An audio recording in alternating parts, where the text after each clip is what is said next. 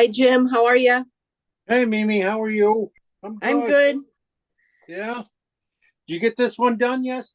Yeah. I haven't worked on it this week any additional, but yours looks great.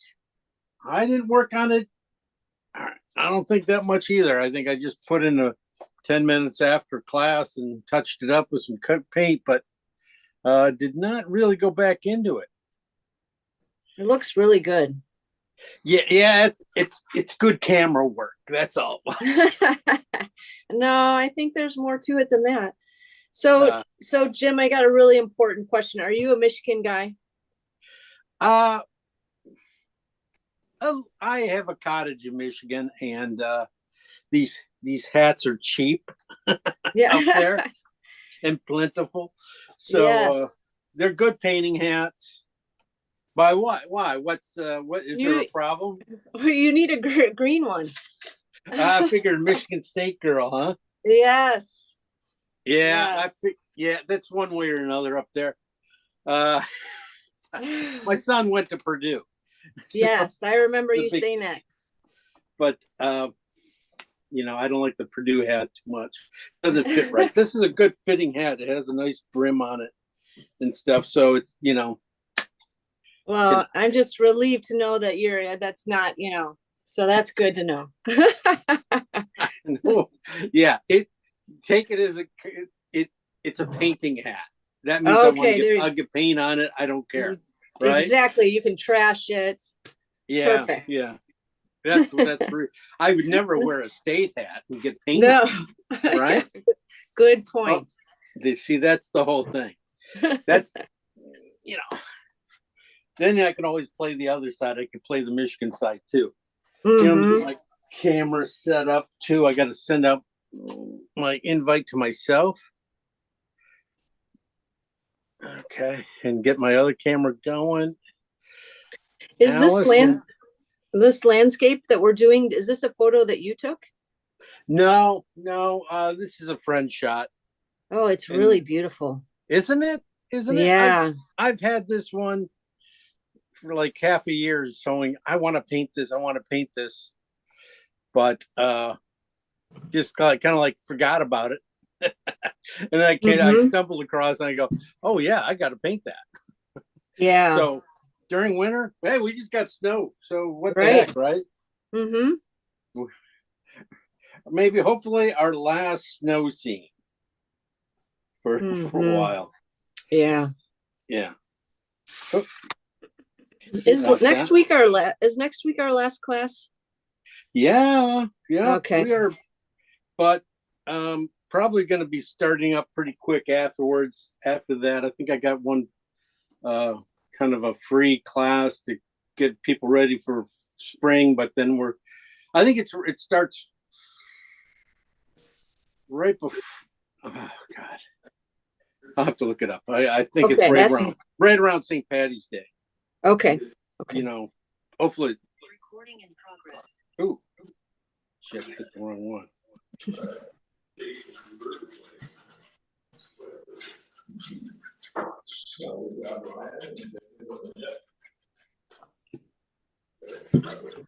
No, that's not going to help. Okay. Sorry, I was talking and doing No, these. I get it. I'm the same way. I hit the wrong. Multi. Yeah.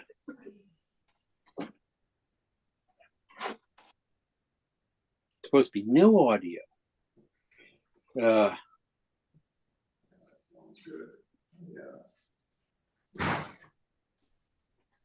okay.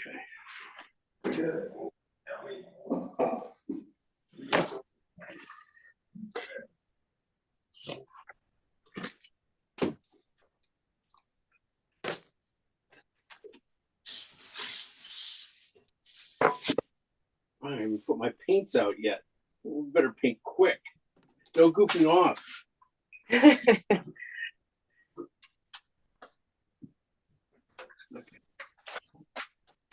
Let me grab some paint. Stick it out here.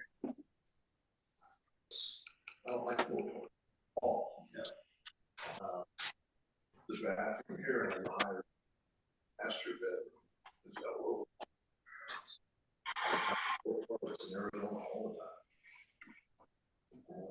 the time. It's just going after, you know,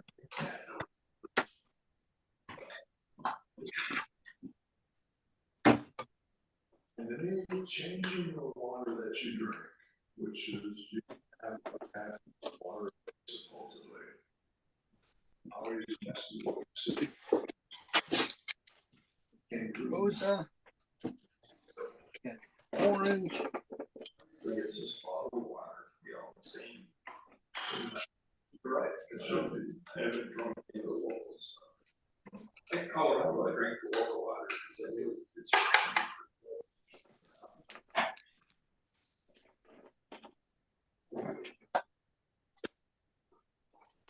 They gave all the things. After drinking it, throwing up on the thing, only to realize I was actually nauseous.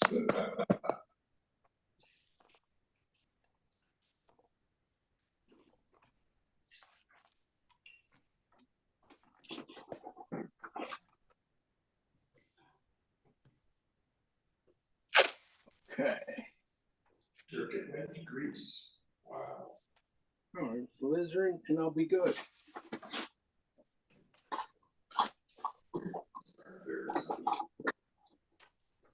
What is that? Starfish? It says it here, yeah. Okay. Wow, yeah, I said you guys are all set to play Starfish. This house on Friday, man. Nancy, Stephen, Ed, and me, Jim. Right.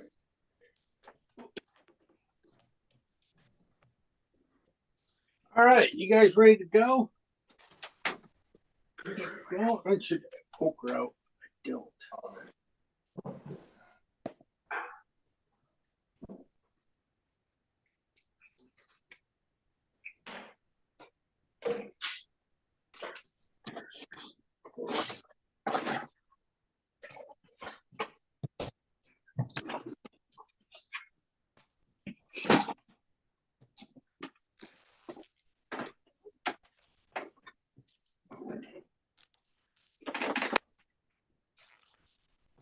No poke. What? Not much. Oh. Jim, do you participate in any of the stuff in Michigan, like any of the plein air events in Traverse City or any of that stuff? No, I haven't. I haven't done too much. I've just done I've done a few workshops, and that's about it. You know, I did do I was the artist in residence up in Mackinac Island. Yeah, that's terrific. That was fun. That was a beautiful, it was a good stay. Being able to Yeah. stay there for a couple weeks for nothing. Yeah. I still had to pay my way and everything else, food and everything else, but it was nice to have a nice place to stay. Mm-hmm. Yeah. But I do got a workshop in South Haven coming up in beginning of May. So that'll be fun. Okay. So Okay. a lot of people joining me for that one from here. So What is if you that want to come through? play. Yeah. Is that a plein air event? Yeah, it's gonna be plein air. Yeah, plein air. Okay. And one of our friends is kind of hosting it there. So you know, I can get you information on that if you want to come play. Bring Jeannie if you can. Yes, I was thinking that exact thing. I think I tell you, it'll be fun. It will be a lot of fun. It's a couple 3-day thing, just goofing Okay. along. Painting. Let's see. Yeah, please send me that information. I'd appreciate it. Oh, no problem. No problem at all. All right. We got enough people. We got Alice in here, so we're good to go. Oh, Jeannie did show up. Her ears were ringing there. And Mary Kay's here. Okay. Hi. Hi, guys. Sorry, I'm just running a little late. I wasn't running late. I decided to clean my palette, and then that just took a lot longer than it should have. Last week's painting, the koi and stuff. Wow, I so many really, really good ones last week. I mean, on this one, I was really impressed with what a great teacher you guys have. You guys, that was really good. Colors were nice, bright, clean, which was a really good one, to do after we were playing with, moodiness pretty much throughout the beginning of the classes, from the lighthouse to the other landscapes we did, kind of drab and stuff. So it was good to do one with a lot of good color in it and stuff. So I'm glad you guys did really well on that too. So okay. That being said, let me grab my other one, our today's canvas. Another landscape for you guys. A little winterscape. It'll be our last one for the season. And I've been holding out on you guys. This is one of my favorite ones I've seen in a long time. And I go, oh man, that's definitely a painting. I think it's up in it's in Tucson. It's up in the mountains. No, wait, no, Flagstaff. Sorry, Flagstaff. Where by the Grand Canyon. This is where they get snow every once in a while, and this was one of those really great shots from there. So Pretty. yeah, it's really pretty. So leave it to me to mess it up, right? I'll mess it up somehow. But let's get going into it. Let me pull it up.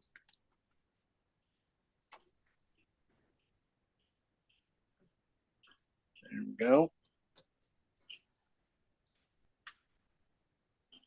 Yeah, look at that beautiful little, I think it's a sunrise. I'm pretty sure it's a sunrise. It's hard to tell sometimes, sunset, sunrise, you don't get that certain point.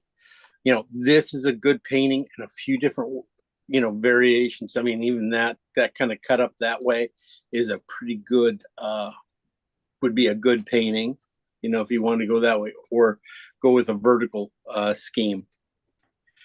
Design wise, I look at this.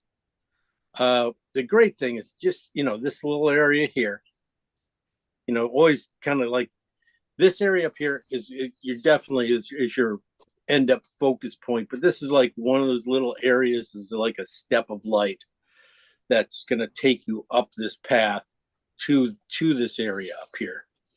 And that's where you discover that, yeah, it's besides being just a sky, that really it's a mountain range back there. That's what you're seeing. So that's really good. Now the tumbleweeds and all the sage grass here and stuff leading us up here, pretty well placed. I mean, I have no problem putting it in just like that. I don't think we need a whole lot of big design work on this one. The blues, the color wise, beautiful little color, like blue against yellow. It's one of those combinations it's hard to beat. I mean, it's just like they go together so well, unless I'm wearing them. But otherwise, in a painting though, they go good. They go really nice. Thank you for that. Yeah, I have trouble coordinating my outfits. So even though those gold jackets just don't do anything for me. I don't know why. But yeah. So this is it, the light just leads our eye. The blue leads our eye. The yellow up there is a nice, beautiful radiant coming down on everything. Good stuff. Good stuff. Darks and stuff. Definitely your dark colors up here are gonna really, kind of steal the show a little bit. That's one of the things we'll have to watch while we're painting this, is these guys don't get too dark. And usually in a painting, we'll probably pull them back a little bit, and so they don't, we don't just shoot right up here. We take a little time getting there. At least we slow the viewer down a little bit. That's what I'm trying to say. So a few of these guys down in here will probably hold our attention just a little bit longer. and slowest to get up here. We'll follow those blues and not really quite the darks up. And of course these golds, red golds here. Yeah, other than that, I don't see too much else we need to put in here. You know, I like everything else. Takeaways, not really too many takeaways either. I mean, yeah, there's no life in it though. I mean, if we had a rabbit or something like that in it, but chickens, I can show you how to paint chickens. We could put a couple wild chickens in here running around. No. Okay. Yeah, I think you need a roadrunner, not a chicken. Okay, roadrunner. Well, okay, roadrunner. Beep beep. Beep beep beep. Like that. Okay. The roadrunner would have been good. Always, when we put a few little specks back in here, you're gonna create you create things and stuff. You create ideas that give the viewer their own idea of what that could be. And that's what we'll end up doing at the end. If you don't want to put, if we don't want to stick something in there, I don't know. I'm just throwing that out. I'm always, looking for, maybe there'll be something, and if I can't just draw it out of my head, I'm not gonna. It doesn't go with the way of the painting style I'll be painting with. So if I want to put something in here, I'll have to go research it and find something. And then when I find it, it has to be backlit. The light has to be coming from back there. So it's just going to have a hot little light around the outside, which, for a jackrabbit or something like that, a cold weather rabbit in that area, I think that'd be fine. I'll look and see if I can find anything. And then also, if I do anything, it will be after pretty much we're today. We'll make sure we get this done today. Colors of blue. We'll be doing all the colors on the palette. A lot of blues, blue purples, a lot of cools. Warm sun, cool light. Cool shadows, right? Should work out pretty good. I would say, that's about it. Any good questions? Any questions? I didn't mean good. I mean, just any questions. Okay. I actually have a quick question. So Okay. Is this sort of an S, in terms of the composition, sort of an S? 1 second. It could be. It could definitely be an coming in like this. Yes, sort of. Of course. Exactly. Definitely. Yeah. Okay. Yes, it could definitely be that. Definitely in there. It's it works that way, doesn't it? So Okay. yeah, composition. Well, that'd be a good one to think about. Yeah, just the way the brush this is holding up and stuff. Yeah, it's really good for that. Yeah. Okay. Yeah, no problem. It works a few different ways. Let's get over to the palette and go through colors and stuff like that.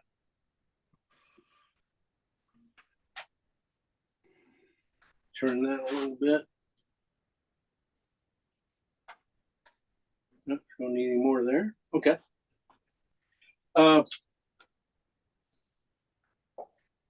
Colors for this guy.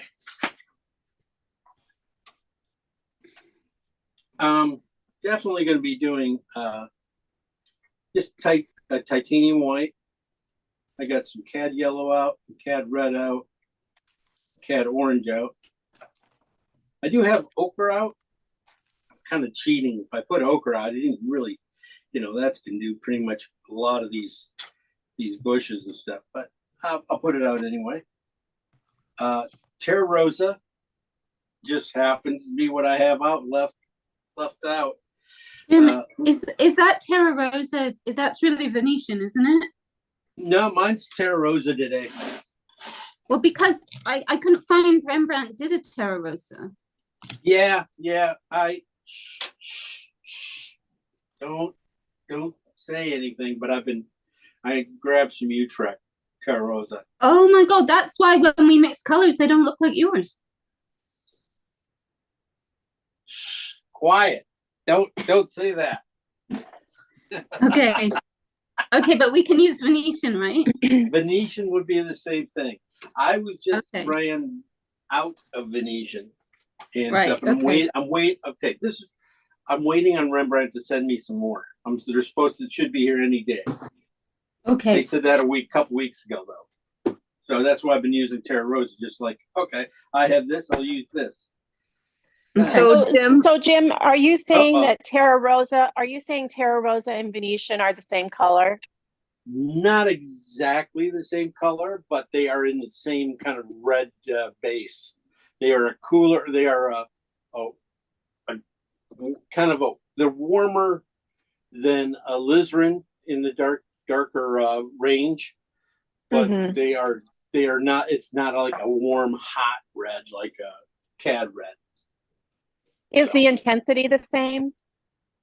Because Venetian is super intense. It is intense. It is close to it, very close to it. It is. It has a lot of power. Yeah, okay. Especially in the professional range of colors, it has a lot of power.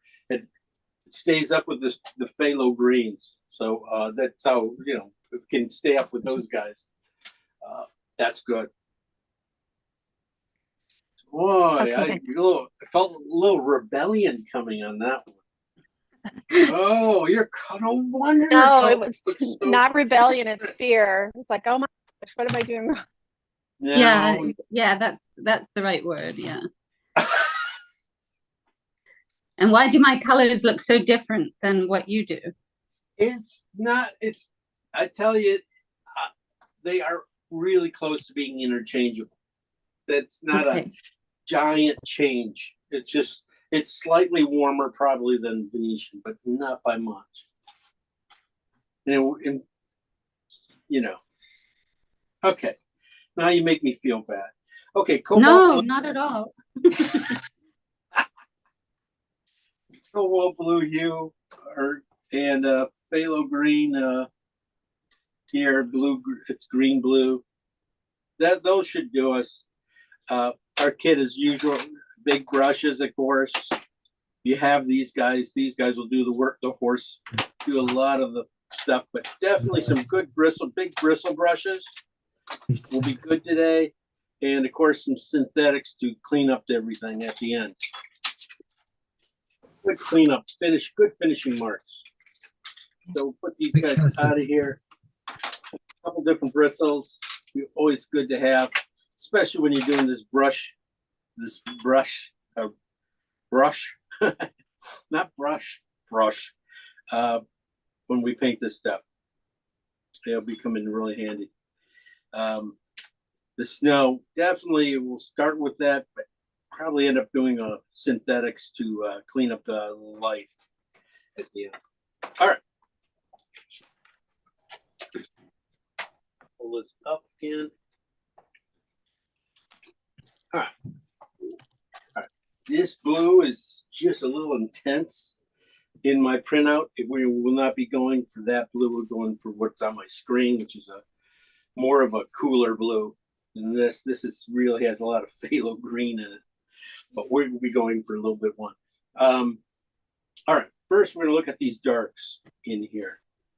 I'm gonna go with start off with some of these darks in the lower end, and I'm gonna go with just blue and cad red in these ones. I'm looking for a warm brown kind of color here. And reason I'm going with cad red is because I'm looking for something to stand out. This color will come forward a little bit quicker. I want it dark, but I want it to kind of come forward in the painting to help with the distance, create a little more distance. So that's why I went with this color first. I'd be going with this color in this bottom half of the painting, in a lot of the darks. It would probably be either cad red here with blue or on the blue side. So I'll just push this red a little bit more for you. That's kind of a warm red. And the blue side should hit pretty close to what I need. All right. As we go travel up, the darks change a little bit. They get a little murkier, a little more grayed out. So let's try this one. Let's go with the, well, if you have Venetian, that'd be great, but I'm going with Terra Rosa. Rembrandt does not make a Terra Rosa, I just heard. I didn't know that. I just really never bought it from them. So now there's good reason for it. But this color here definitely will help take us farther back and get us into all this stuff back here.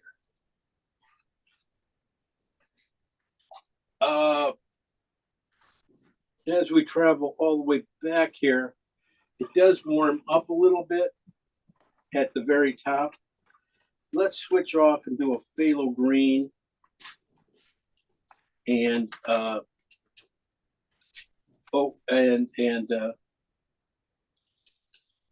Terra Rosa at the very top. This will come in handy a few other places too. And if you have Venetian, this will be good too.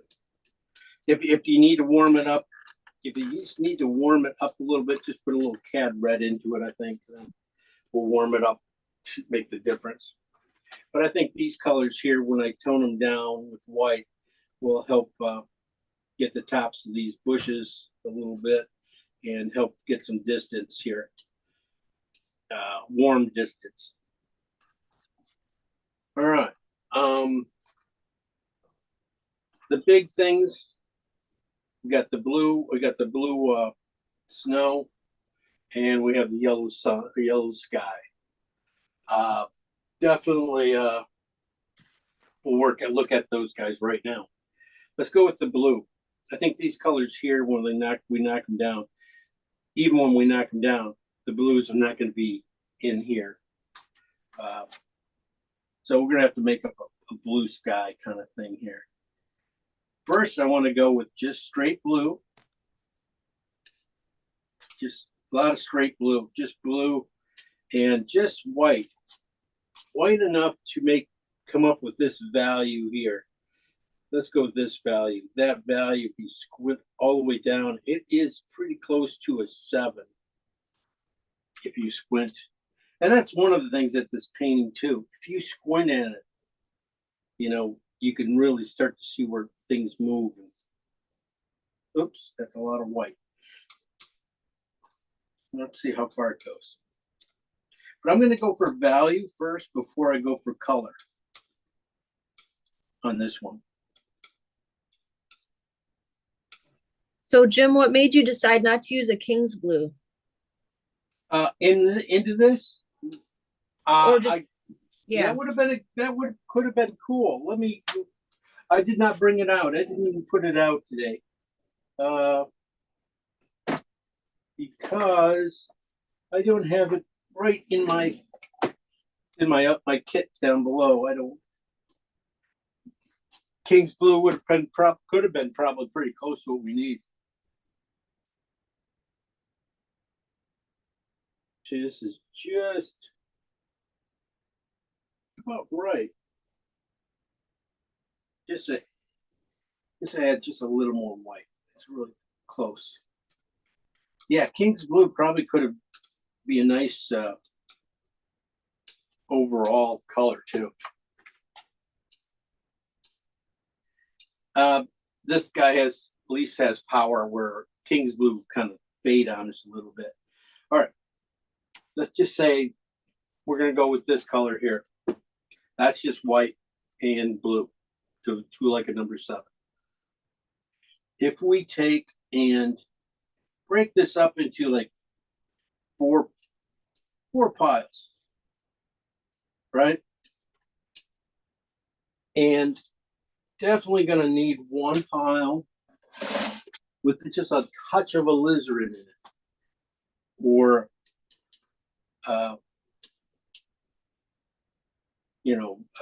rose madder deep.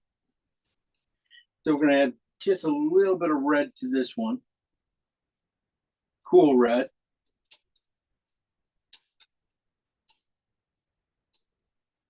A little bit more. I keep saying just a touch, and then I keep adding it. I just want a kind of a little bit of a purple showing through here, so it looks a little different. I'm trying to get out of the way so you can see it value-wise, what happens. This one's going to have to go. This one we're going to lighten up a lot too, which will help the snow. This one, since we put red into that one, we're going to put green into this one. Why green? Because I know there's, as you can see, even in this photo, I think my blue is just petering out, or I don't know, my yellow just overtook it. But just a little bit of, catch my bet, see that's going to be too much. Just a little bit of phthalo green into this color. Each one of these, I think both these guys are going to have some white into them, because when they went, I'm going to put a little more green into it, because I might as well. It's too close to, it's just too close to that. All right, the last one. I think I'm going to get, I kind of need kind of a scattered green here, blue here. I'm going to just put a little bit of ochre into this last one. It's going to green out a little bit, but I think it'll end up being gray. Ochre is not quite that strong, but it's just going to give me this kind of a dead gray in here that can fall into these areas. There'll be a lot more blues that are going to come from up here, but each one of these guys will do a nice number. I'm going to knock these colors down a little bit too. I think or take them up a little bit. I think just by adding the secondary color, darken them up a little bit. So I'm going to add white to each one of these guys to get them back to where they were. Trying not to add too much white, because it'll just do what it just did with this guy, just kind of chalk it out where it's just a little too, yeah, just, sorry, I got to put a little more blue back into it. Just went too far with the white for now. There we go, a little bit better. So watch it on these guys. Just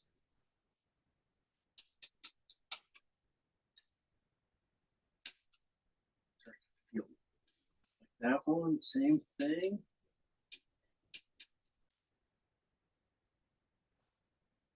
Yeah, just a hair. This one probably would turn mud. Trying to get a little bit of, see how gray that is? That's an ochre and blue. Should be green, right? Yeah, this is all over here too. All right. So that starts some of our mixes. That blue just a little bit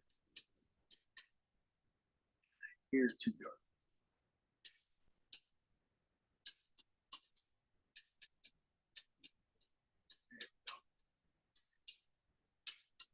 course, this pile is enough for one brush now. Just make it a little bit bigger for, in case I really won't, turns out great, I want to use it. Be able to use it a few other places besides one brush stroke place. Anyway. I'm going to take all these colors down a step.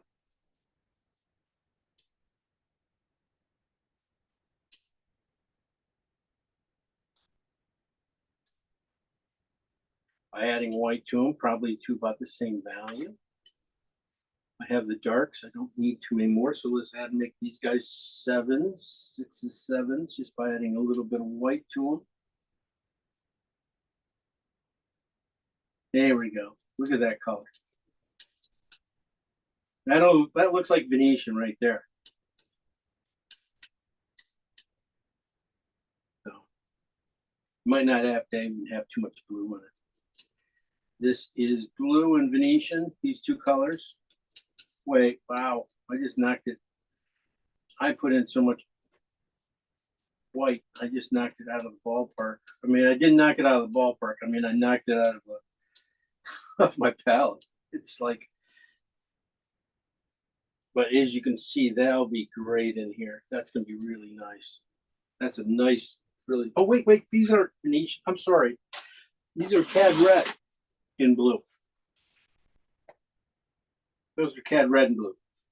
This is Venetian. We're going to be a nice purple. Look at that.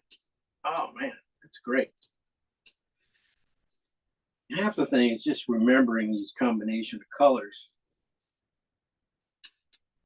that really work great together.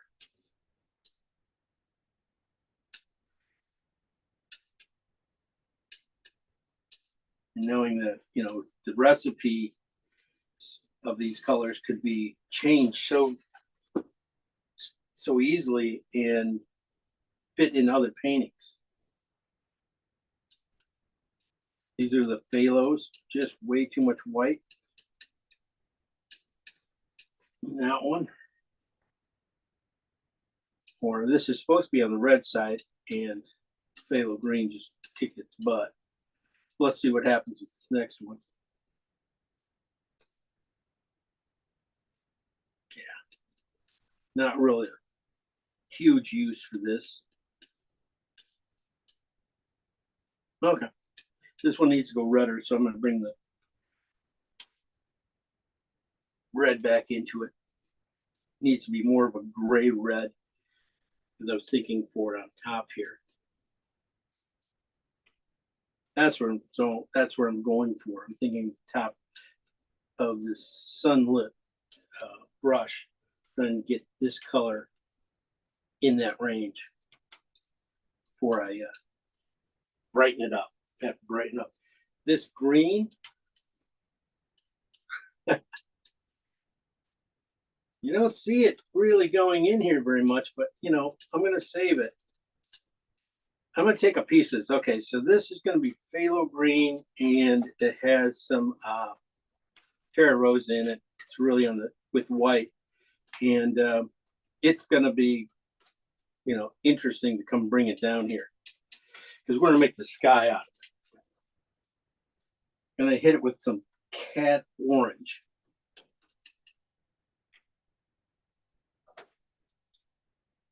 So this is basically my Venetian phthalo green and cat orange mix. Bring it back just enough to get a like a basically ochre color.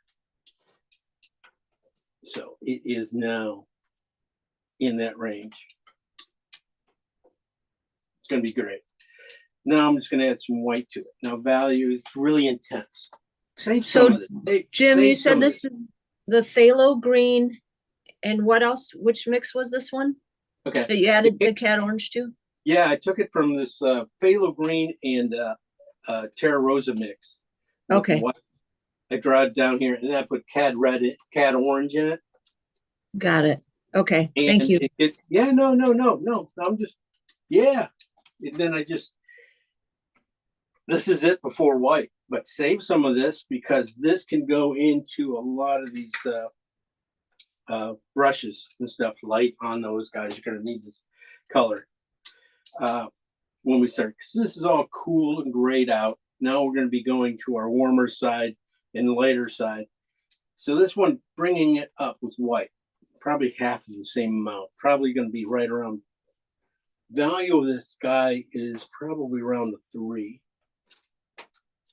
Let's see if I can get it there. Oops, a little cool. Really thought that orange would get in there closer. All right, more orange. Nope, nope, not gonna do it. Said no. At least those 2 colors. I'm trying not to add a lot of different colors into these things. Definitely. Okay, let's just say that's a good plant color highlight. All right, let's try one different one.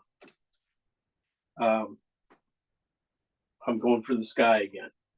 That's I can hit cad yellow in that and make it probably right. But I'm going to go back with just phthalo green, because a little bit of phthalo green.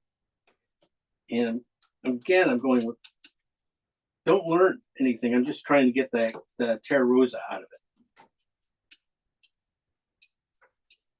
it.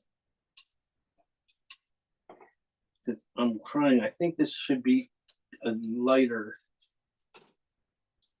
get to that value. That's where I wanted it to get to. Just that amount of Terra Rosa in that kind of knocks that out. Okay. So Jim, what was that? Phthalo green and Terra Rosa? No, that was these 2 colors came from Terra Rosa and phthalo green. This one I'm making up just a touch of phthalo green and cad orange itself. Okay. Okay. Without the Terra Rosa, because that's what turned it this color. And so I wanted it even cleaner. This is a lot of cad orange with barely any phthalo green. But that, if nothing else, I can use it for a plant. But I was hoping that this color would get to the sky. And I'm trying not to use cad yellow, but looks like I'm going to have to. Let me see what happens here. Just give it. I put these things in my head. Let's try this. Let's try doing it without yellow. And that's really close. That's really pretty good. A little bit too much cad orange yet.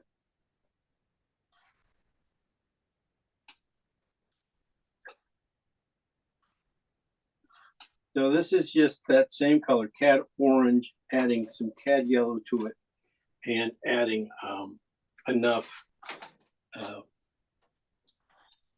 So this color came from phthalo green and cad orange mix, basically cad orange, just a touch of phthalo green.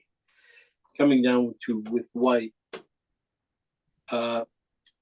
This is in there. It's in the sky. It's up top here, but it's not what I was really shooting for. I was looking for basically, this color up here, which is, I am still, it's still on the yellow side. So one side, let's see. Another way, I just want to go get there a different way than, okay, ochre and white. It's not, I just don't want to use cad to do it. I think cad's a little garish in color for this, and I just don't want to, use too much because so I'd rather,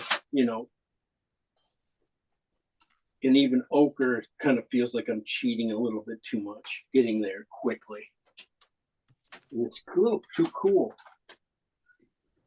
Works okay here, but so I'm going to add just a touch of cad yellow to ochre and white. This is ochre and white. value. I've got to take this up. It's too light. Wow, it's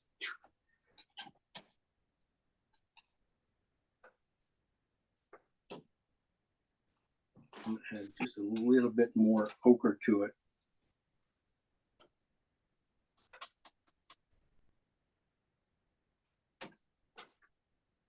Okay, this ochre's on the red side of yellow.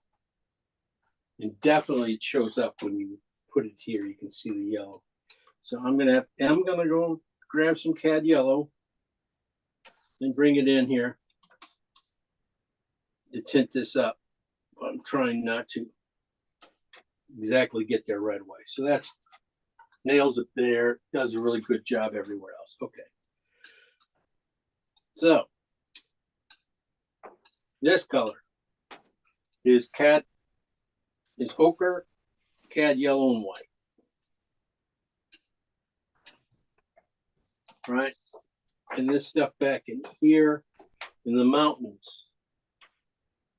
I see a little purple in that color back here. I'm sorry. In here, I see a little purple.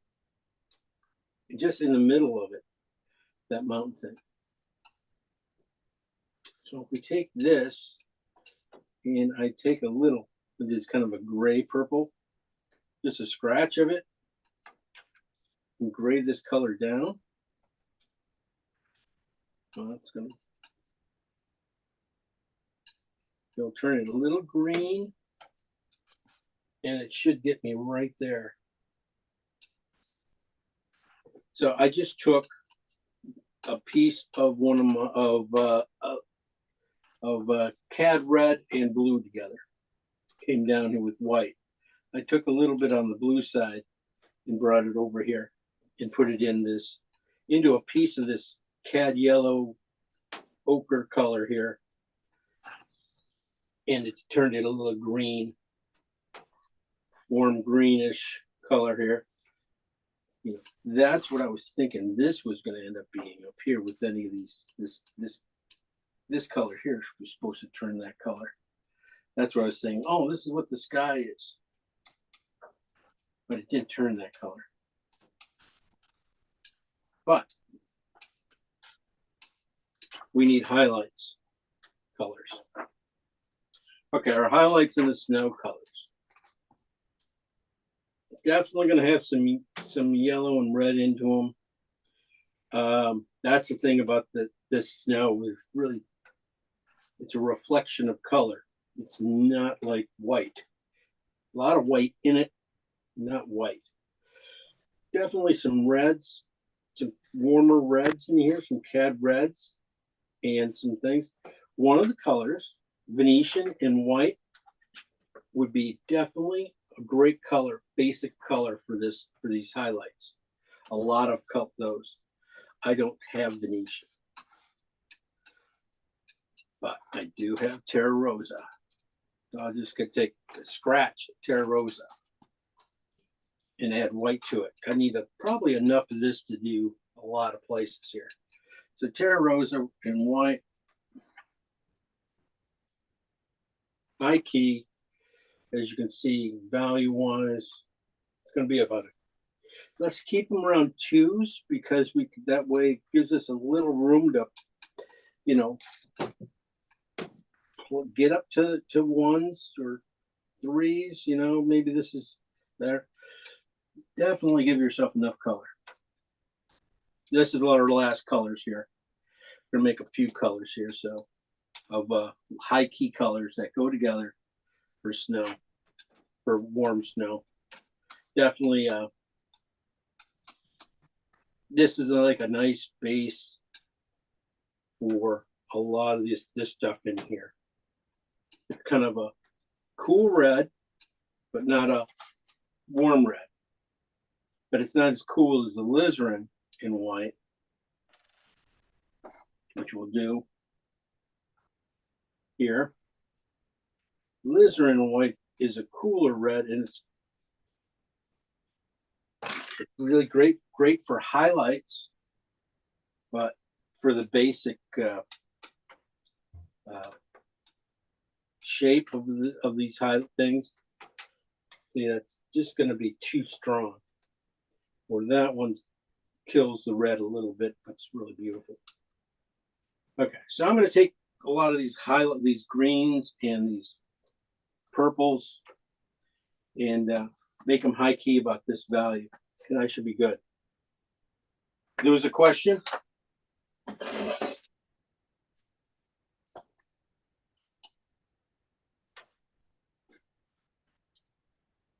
So this is my basic snow color right in here. Probably it might have to go value wise, just probably lighten these guys up too as we go, but not by much. But this is going to be like, this should be a nice periwinkle color. This is alizarin and blue. You're going to find this one in there too, in the highlights. Definitely I find cad red and blue and white in there. It's kind of like that, but a little deader. I don't know, just a kind of a goofy purple. A little cooler than that red. But sometimes it goes into these shady areas, really nice. And distance, starts to give you distance. This comes forward, this recedes. My last ones, yeah, definitely I wanted this green. I want to try a green one, green and white. And then I'm going to do the white and yellow up just a little bit more. I don't think I'll be using it. Try not to use my highlight very much. Highlight colors, because they just kind of they just take over a painting. So that being highlight and stuff, you can just see it just starts to steal a lot of the show. So a lot of it I'll probably only be able to use it around in here. I'm gonna tone it down just a here.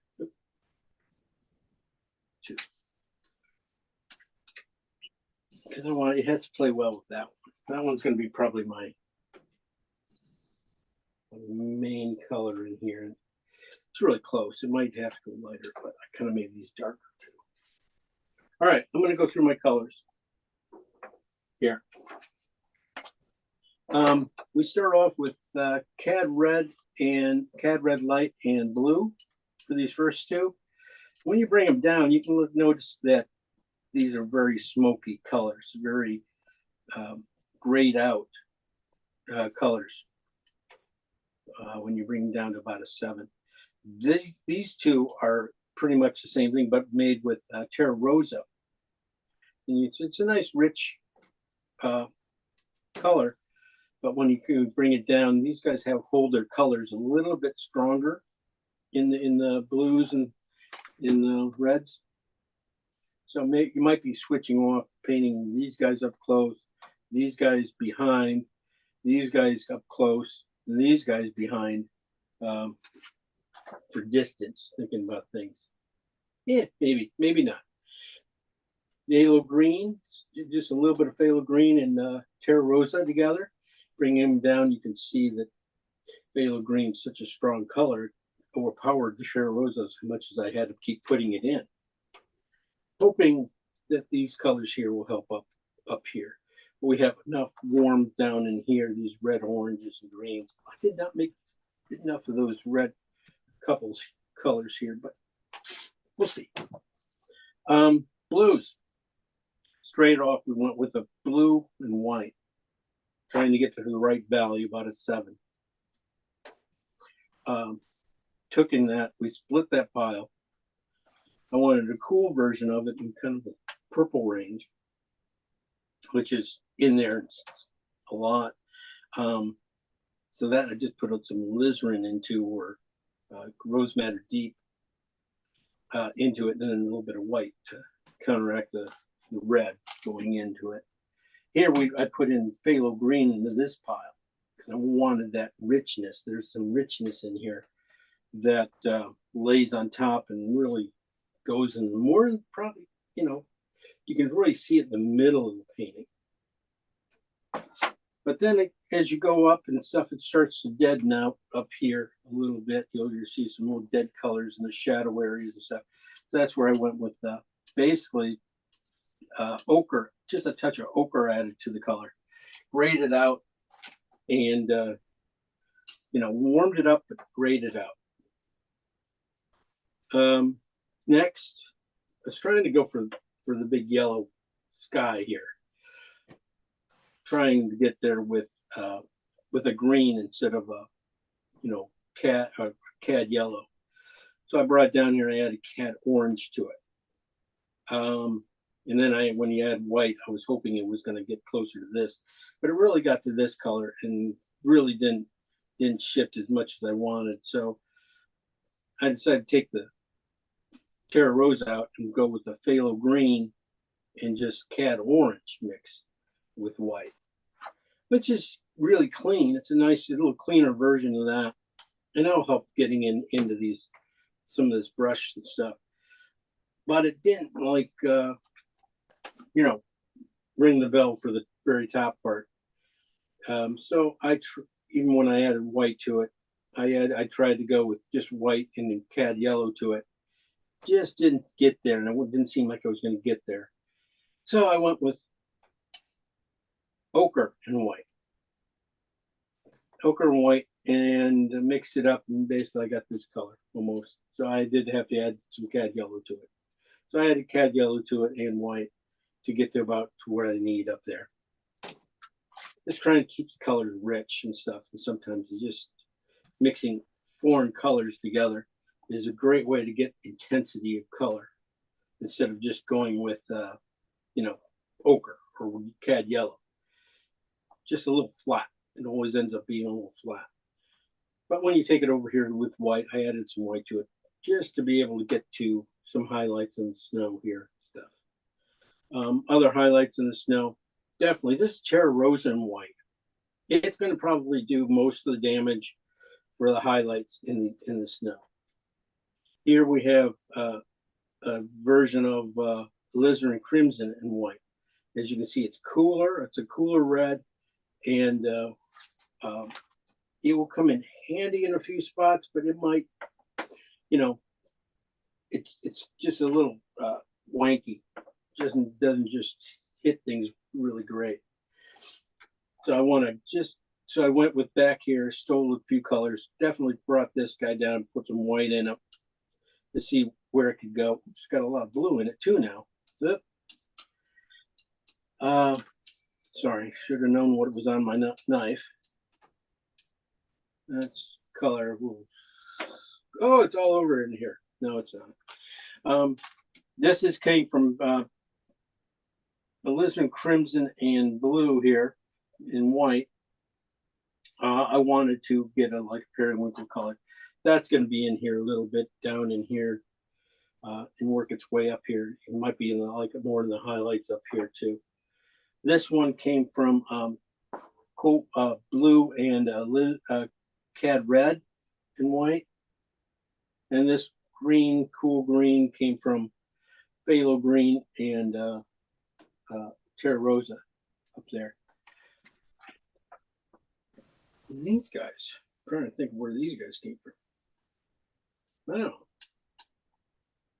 But I was going to be able to use, this is the sky with just a little bit of purple in it. That's what these two are. That was to get these mountain colors back here, that range of mountains. Gosh, just trying to remember what the heck I did. And where do they go? I know that. I know where they go. That's what helps me speed my paintings up. Sorry for you guys that you can't really speed up your paintings because you really know what I was thinking about where these colors go. It's always just going to be a little off. But you can see when we get up top in here, the top range, you're going to end up being with these purples. I always lean towards a bluer side of a color when you're going against yellow because it is complementary color. You want to get some beautiful colors together. So up here, we're pushing a little bit more of the cooler blue than the gray blue, but this will be up there too. All right. That was half the class. Other half will be painting. I swear. All right, let's move on.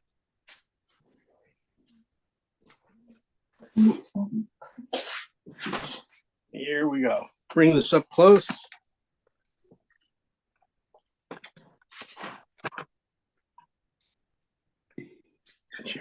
Change viewers.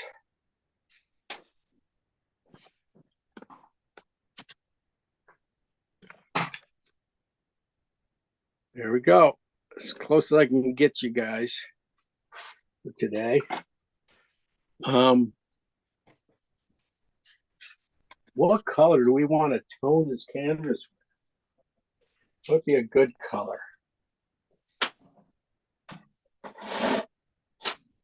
I gotta give me think about it.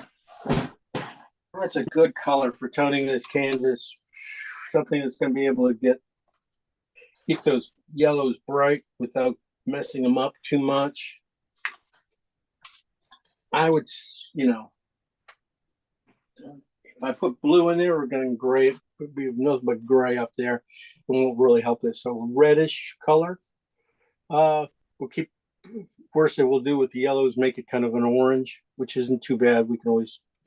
It's already sort of yellow or orange, and I think a pinkish color popping through some of the blues could be really handsome.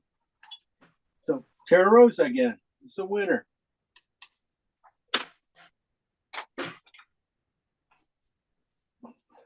Definitely wipe the green out of my brush here.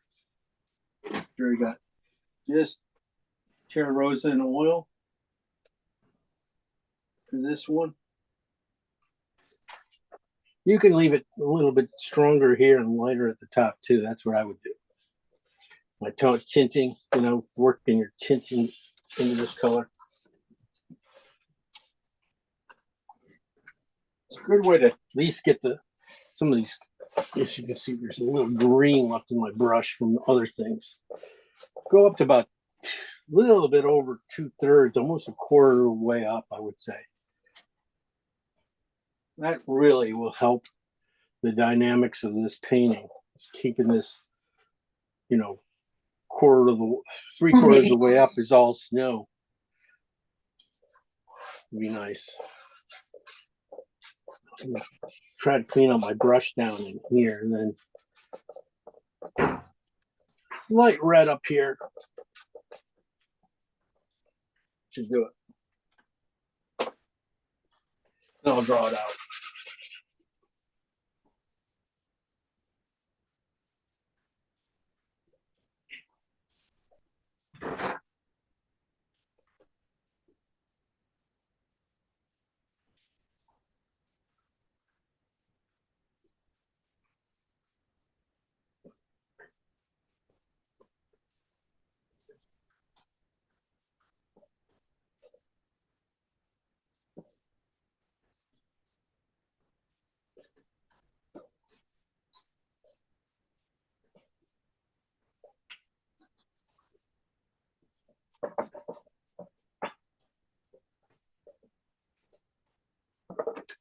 Look at this very bottom. I'm always leaving a line on my paintings lately. The bottom, too far. Tone down. You don't worry about it. Okay.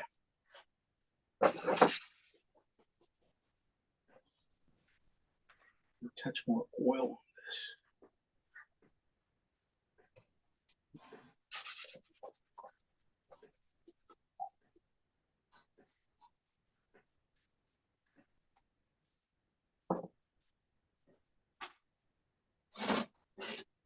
Sure, not too much oil. All right.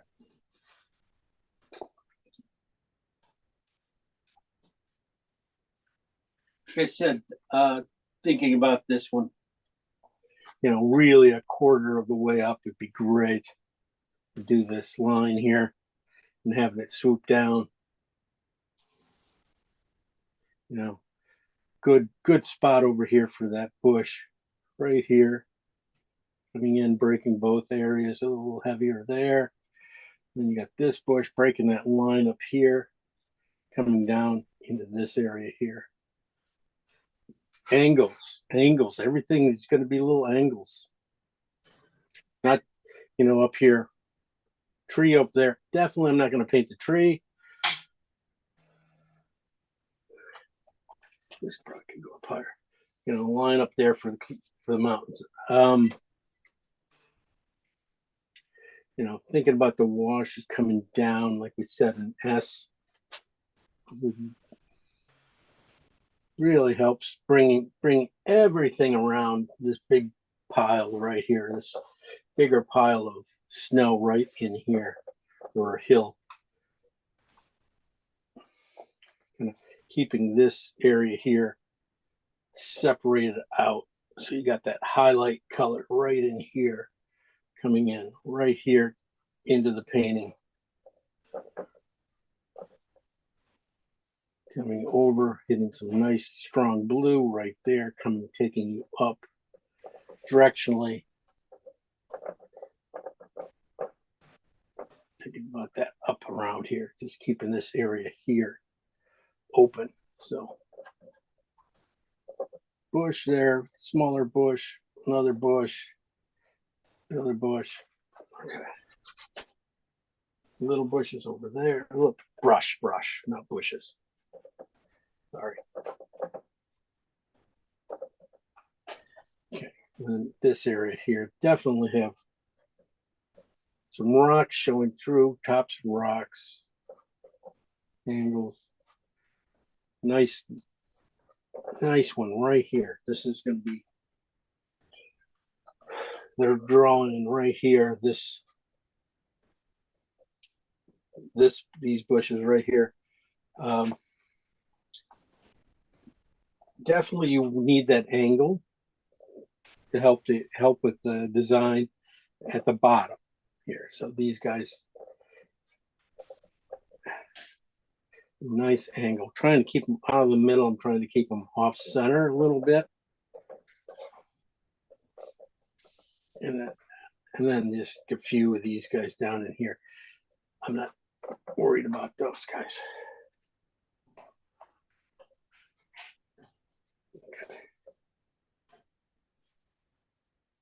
Kind of dripped down just a little bit too far. So I'm going to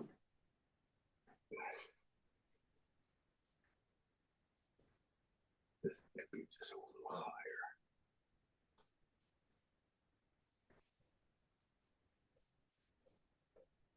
A little higher.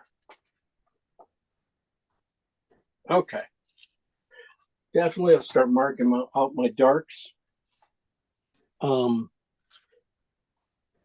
I'll be starting off with a little blue and cad red in this area here, this area down in here. Definitely in the middle, definitely, like I said, keeping that angle is really, the bottom of the plant is really going to help. Rock 2 over here. Slight marks. A lot of the stuff we're going to come back in and hit again. Don't even anything small. Don't worry about. You know, this is kind of a key little thing, and that's about it, really. Color wise,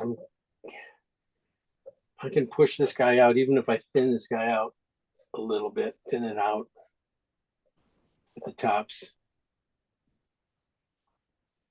Keep the very middle of it really kind of dark. Maybe even on the blue side too, a little bit. Okay. Okay, I'm gonna go up here and do this big one up here, but I'm gonna switch because that has a lot of color in it, a lot of chroma. And that is a big thing about coming forward is the amount of color, the high richness of that color just pulls it forward a little bit.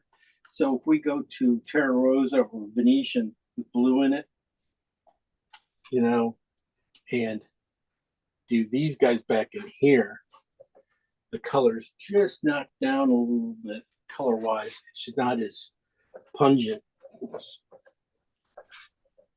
I'm going to push this up a little bit higher too. It kind of brought it down just a little too far. So, as you can see, it just grayed out just a little bit more in the dark value. Okay, I'm going to keep this one on the red side, the big one right here.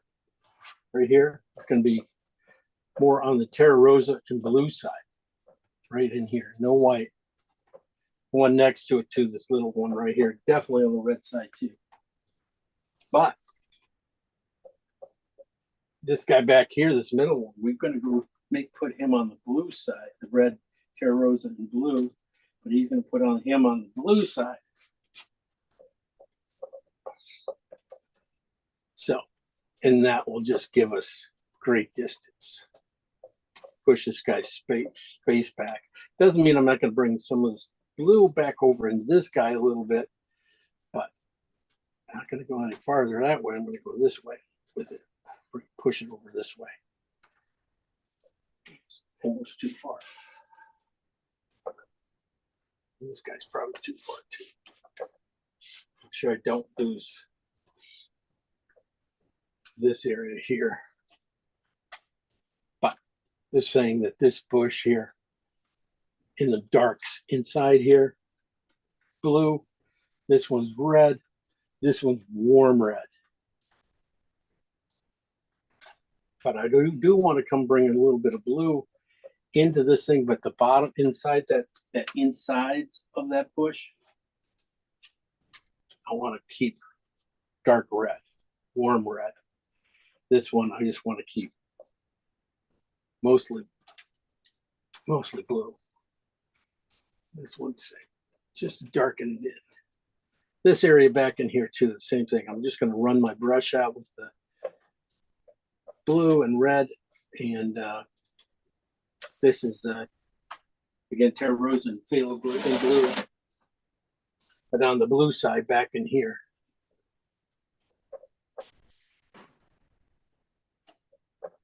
Maybe add just a little red right in the middle of it, more red here. If I can get the heat show through, not really.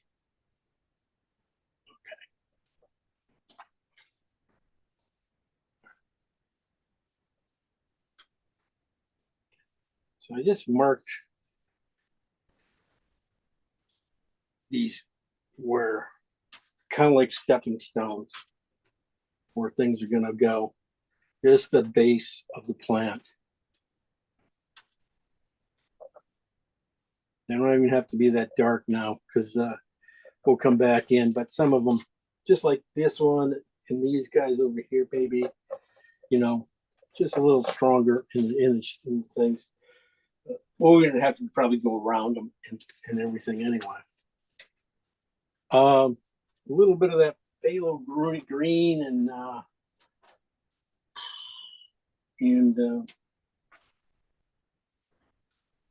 cad red and not cad red, Terra Rosa. You know, you might put it in a little bit back here on the top edge, a little bit in here because of the light and stuff. There's this bush right back at top here. It might be catching a little more light.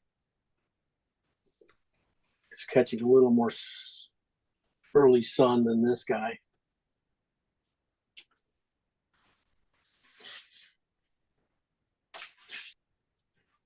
And what I'm just basically going to be doing, you know, big blocks for these guys. Nothing more than this guy right here, you know, just kind of a puffy little cloud type shape. And that's it.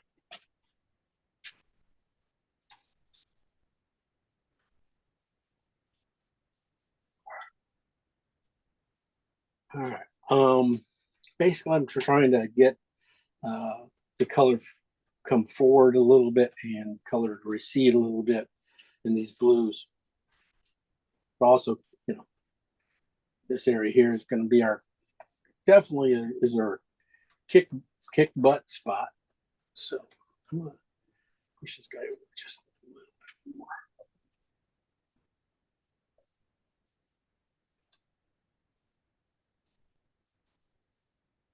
All right.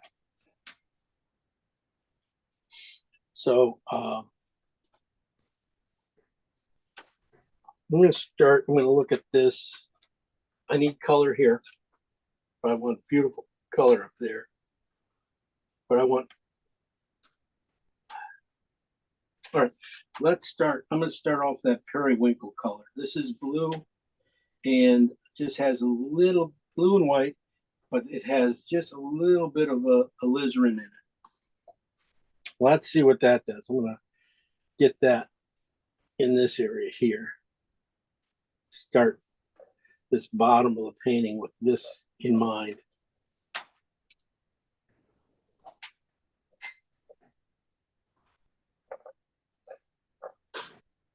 Let's see where it goes. Thinking about where the light is going to end up being, you know. And I'll start to get shadows with it and stuff like that. But it's a lot. It's playing a lot nicer here than I thought than it was on the palette.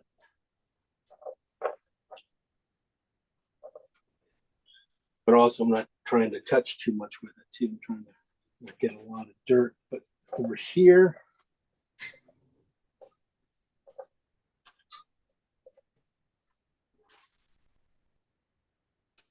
this is alizarin and definitely just straight blue and white at this bottom area here. Takes up a lot of this area here.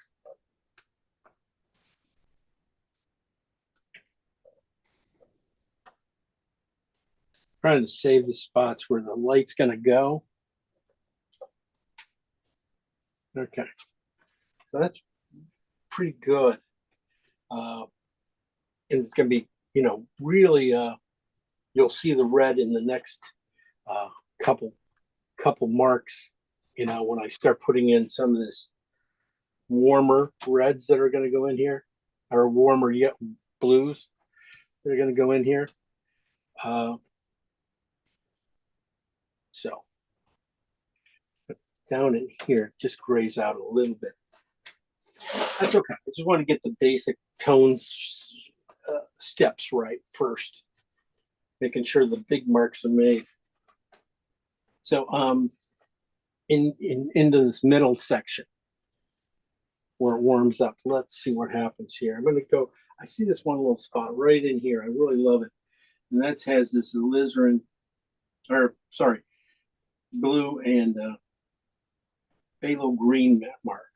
Just feels like this brightness right in here is going to be that. Really close to that. This step in here. None on the outsides. Just going to work in here a little bit. So let's work the color up a little bit. We've got a lot of changes to it to do. But it's just going to be in this sort of section. Heavier right in here. But as I go to the sides, I'm going to thin it out. I'm not going to let it, it's not going to be like full strength. In this area here, just going to blend it out a little bit. I just want it there to help the right colors to get the right color associations in this area. So it has a little bit of green coming up.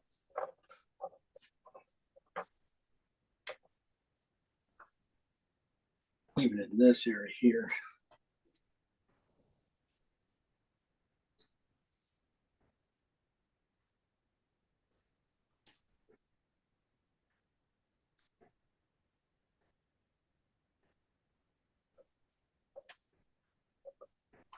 It's probably a little kind of clean that out a little bit.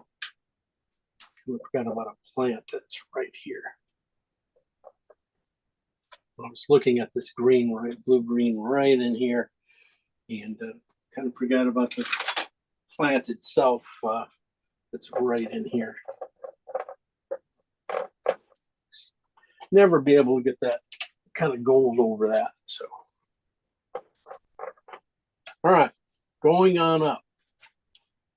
Well, let's see what happens here. I'm going to be doing a few colors up top. Well, let's try with that. I'm glad. Yeah.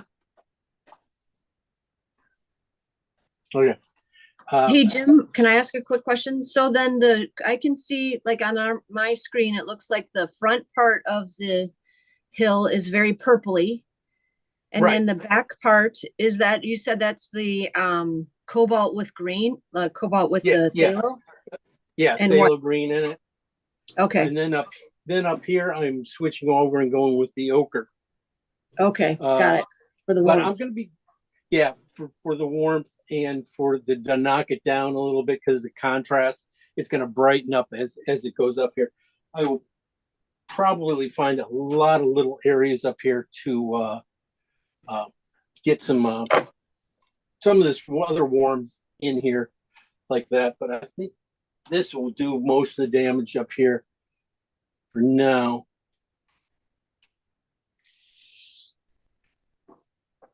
And I'm going to bring that around the outside. So, and this is not even using the real kind of color we made up originally either. So, okay, when I go around a bush like this, I'm trying to just nip it.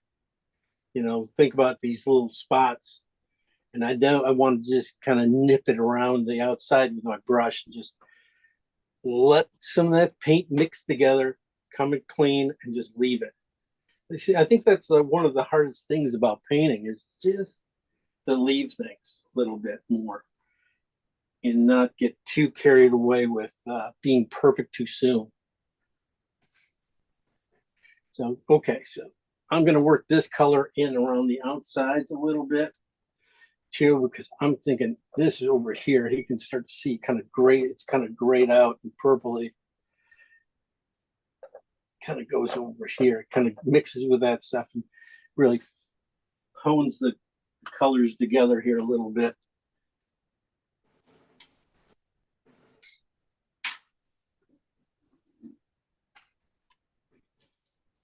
Way back there, it could be purple. Let's see what that purple here. Okay. Bring this back around over here. I think over in this corner and into this middle section here, definitely going to be hitting a little bit more of this blue patch of regular blue and white value. Going to come in here and play a little bit more. I'll probably kind of tie the combination of these colors together. Let me see if I'm right. At least that's what I was thinking about. This is just blue and white. Really cool.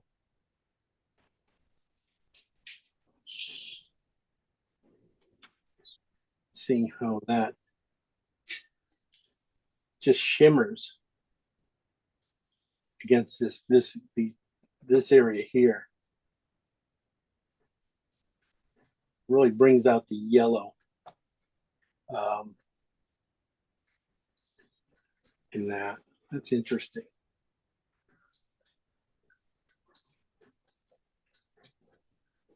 And down in here, really becomes almost like a warm blue down in here against anything with that alizarin in it. So that's really cool. That helps. Knowing that, I mean, just up there, it just really brings out the yellow. Down here, it brings out the purple. So this is just blue and white,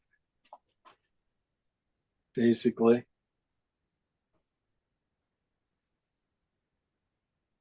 I'm just looking at it going around this rock here. Maybe that goes in there.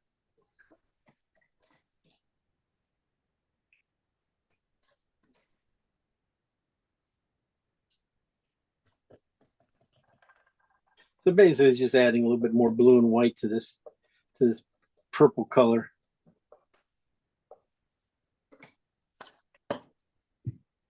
And it just can,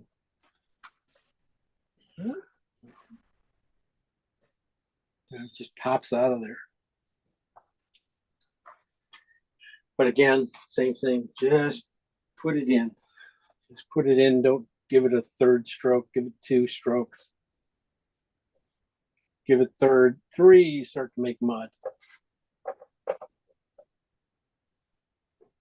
Okay.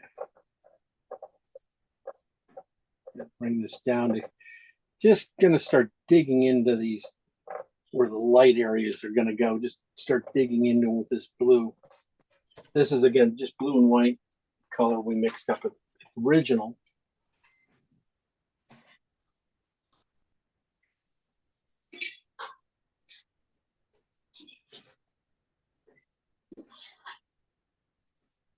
I'm just doing the kind of little shadow colors I see in here in this midsection here.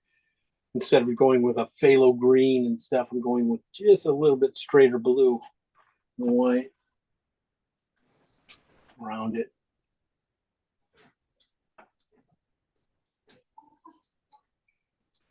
Okay.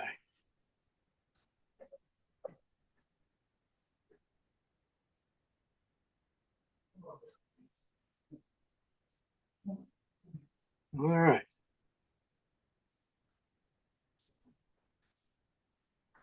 See, this is like, I'm just trying to do same values and just stretch everything around a little bit without using any of the highlights yet, because the highlights colors are just gonna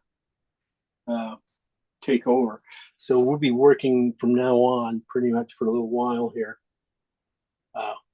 Working on the bushes and the brush here before we get to the highlights. And then we'll come back in and push in the last of them. Over here on this side, I definitely saw a little bit more of that blue and white there going in.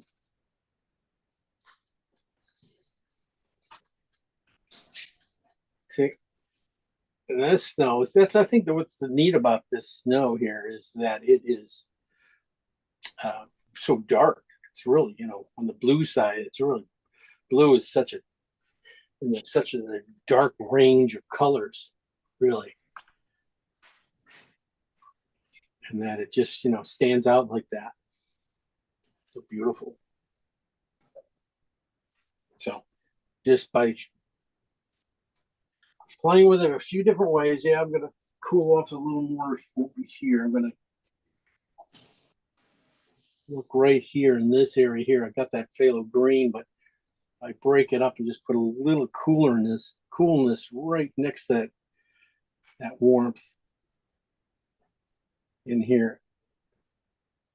You just start getting a little bit more dimension in the snow without using white.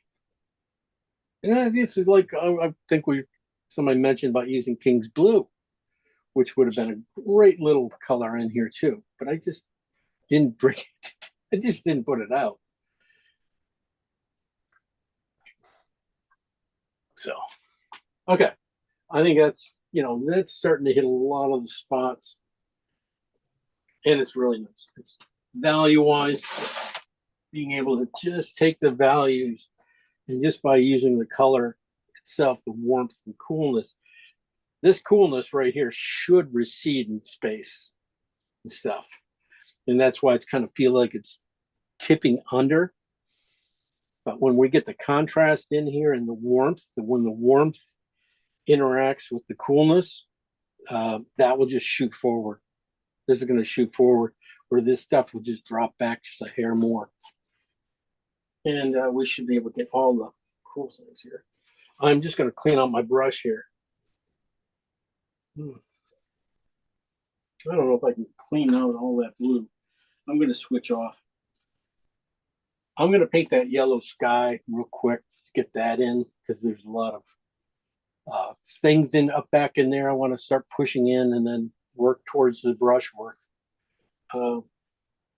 First color I'm going to put in is that purple grayed out color. I add purple too, just the yellow with just a little blue gray added to it.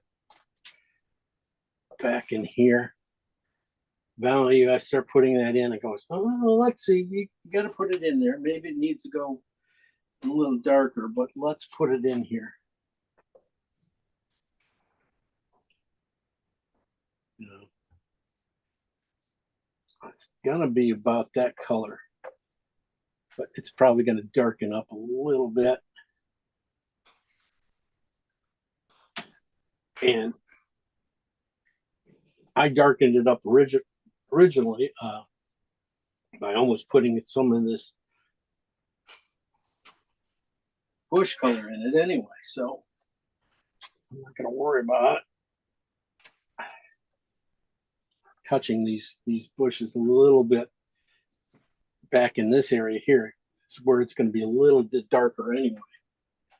I might have to go just a hair darker anyway over to this side. I'm going to go a little darker right here, where I'm going to put up, you know, like that tree comes up right in here. I want a little darker back there because of any of those limbs and stuff that reach up here into the sky. They're going to just stand out a lot more. So you want to basically, you know, take care of that, to those sky holes a little bit. So I'm just adding this up here a little bit. You can sort of see that there's a mountain edge right here in the shadow thing. It's a subtlety right in here coming down.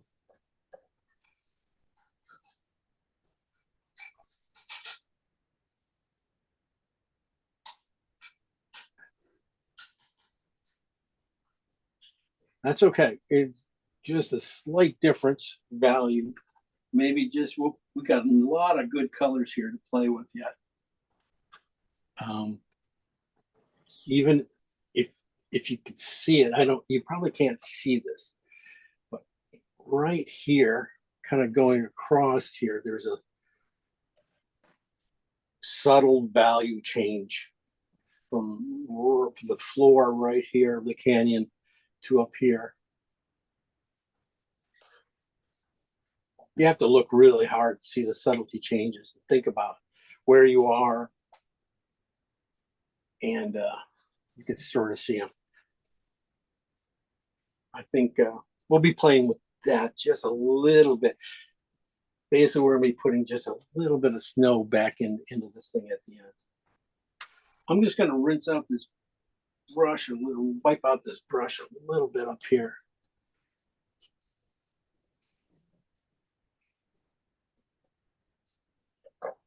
Before I'm going to go right to the yellow to just get it out of the way, because it's really kind of, almost need it to help these where we are with these bushes and stuff about color wise things.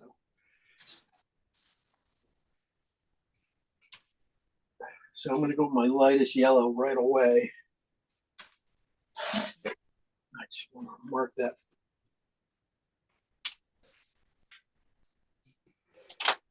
This is yellow, has ochre, white, and ochre, white, and just a little cad yellow into it. You can see just a little bit too bright most of the way up there, but it only goes in that one little spot before it starts to gray out.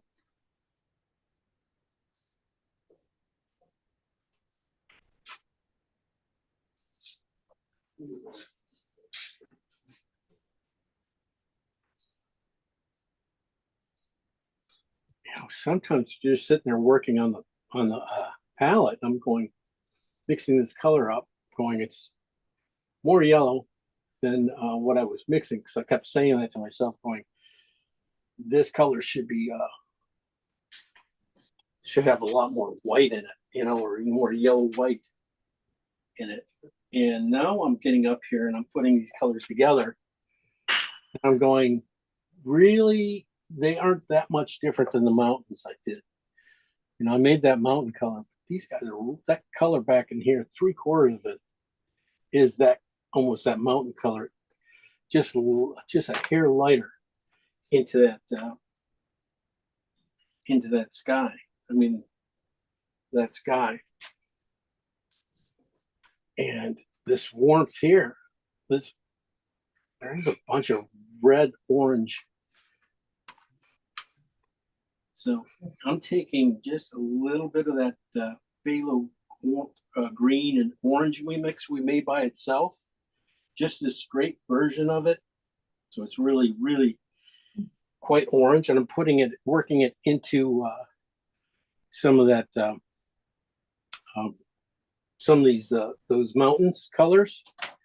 So I'm mixing it in with basically that same color with just a little purple in it, because that's right around this halo of colors right here. That's that warmth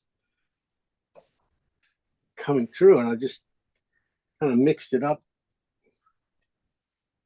Here I was trying to stay away from cad red or cad orange the whole time, you know, going, don't want this to be cad red or cad yellow. I didn't want this to be, you know, the cad yellow show up here. I didn't want it to be the ochre show too, because it was just gonna, ochre just usually is one of those colors that kind of sits there, doesn't really do a whole lot. But this color, if you just put, yeah, this color, you're gonna go into the mountains too. Just a little bit in the mountains too, just break some of these edges right in here. Yeah. Just sort of see it. It's so subtle, so subtle. I'll show you guys when I bring you in for a close-up of it. And I'll be using it probably to soften edges around the thing. Bright wise, I'm pretty close to it right there. As bright as I need to get. I think this was the lightest color I was going to go to, and it's just dead. That, if you put that up there, it doesn't work.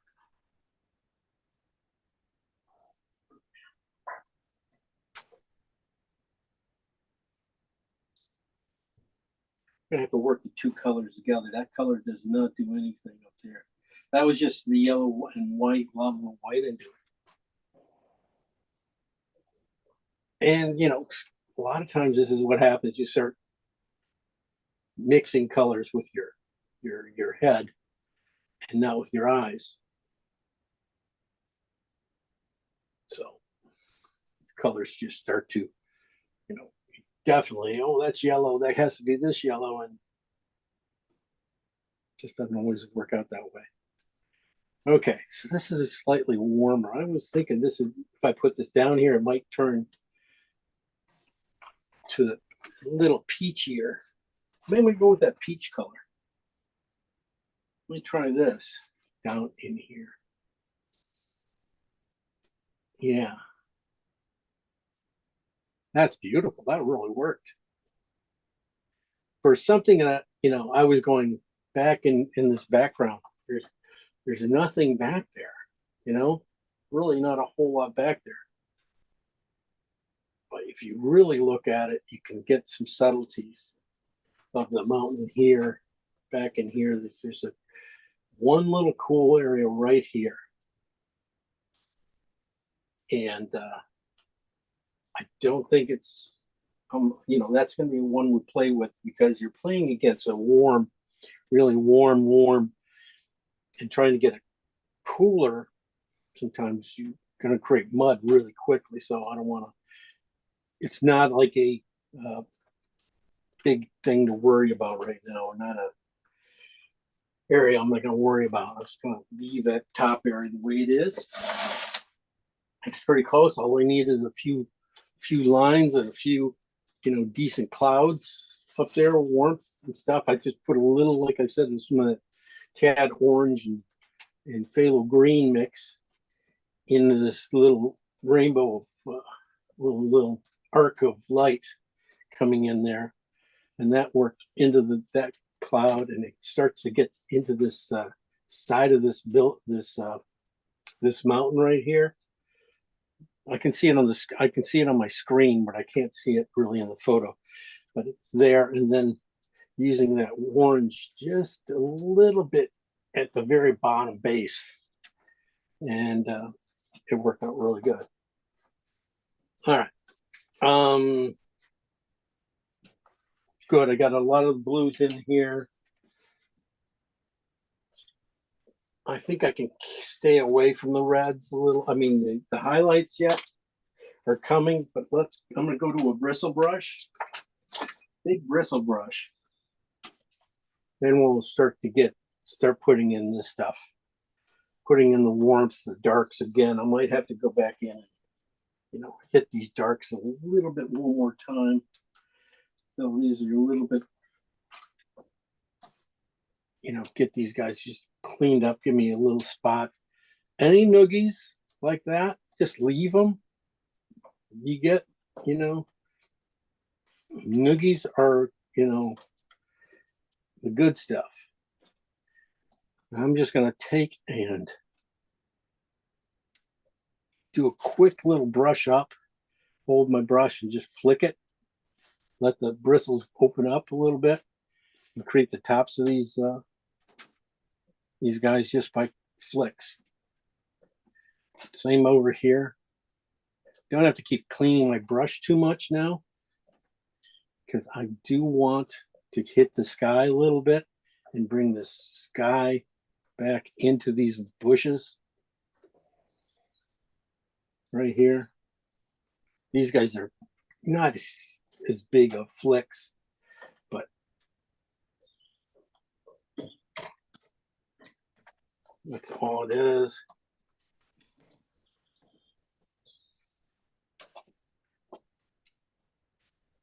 Sometimes just the disturbing of paint can be so satisfactory. There's really some cool things happening here that, are just by taking off paint by not even putting it on. So it's always, that's what the great thing about this process about painting like this is, that you get to slow down while you paint instead of looking for and concentrate on what's going on in your painting, what your strokes are. So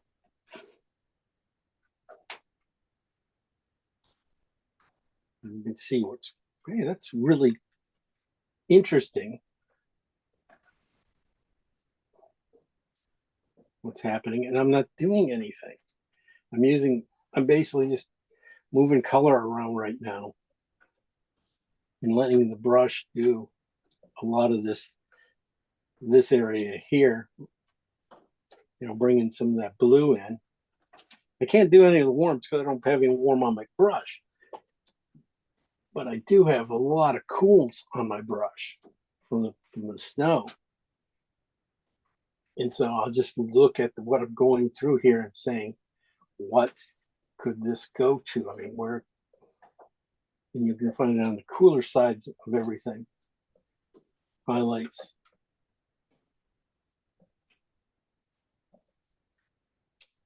Just by dragging some paint down. Yeah, I might have to darken that one back up. I did mean to move this up a little bit. Here is supposed to be a little smearier. Paint. Same over here. That's okay.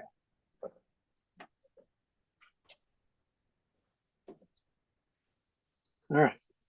We come back.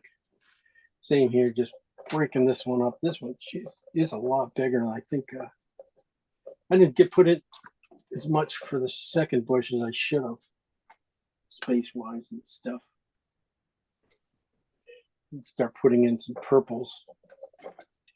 Purple, I say purples, I mean, this is cat red and blue mix with white at number 7. And let's start putting in these ones over here in the sun. And I kind of just, I kind of marked them with a little dark, but I did not go heavy into the dark yet, because it's one that keeps contrast down here lower. So rock, And the great thing about being able to use a bristles just can kind of cut through all this, heavy paint. You can just get a lot of the information you want stroke wise in there with a couple stroke. Even if I need to go darker.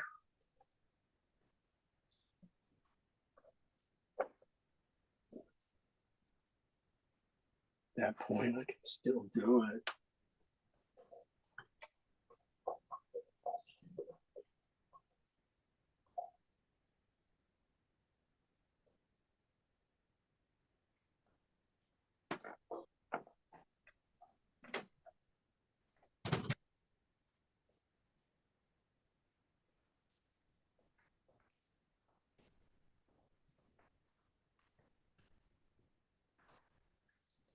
I'm just going to go around and play with that a little bit.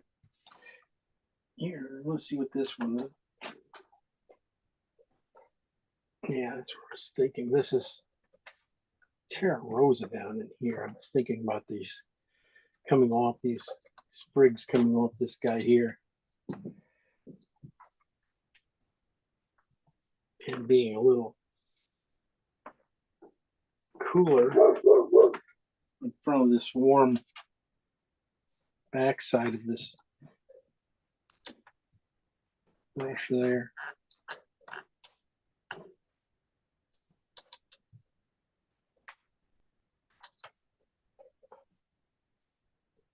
Yeah, a little bit darker in there too. Trying to get your darks in and keep them there. And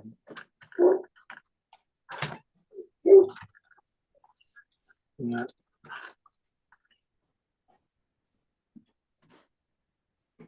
Okay.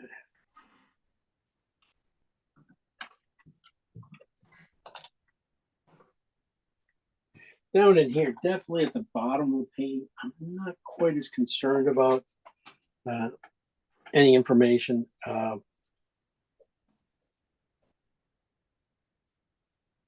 These darks going over some of these cooler colors. Definitely want to blend just a slight blend of colors. I don't want to like paint every piece of these bushes and stuff. Definitely want to gang them together. So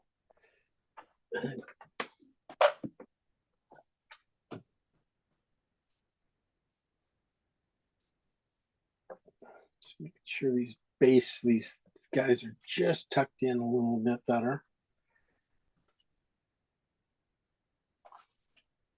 While I'm doing that, I'm going to start putting in rocks. I'm going to go with on my rocks and stuff, probably again with the warm red browns and stuff here. I got some cad red and blue here going in, mostly on the blue side.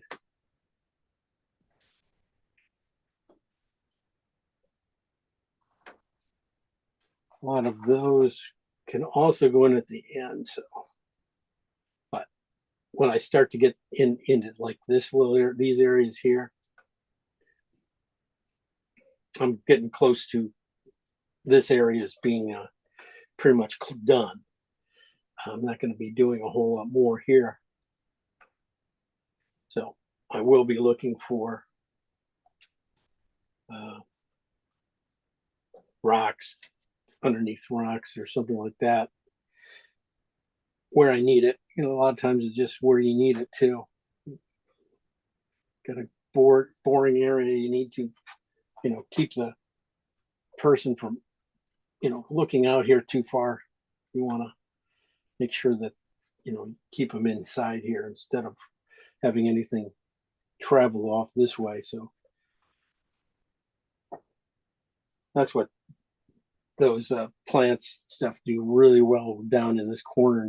Instead of having the viewer's eye go off this way, it kind of stops them and points them back to go this way.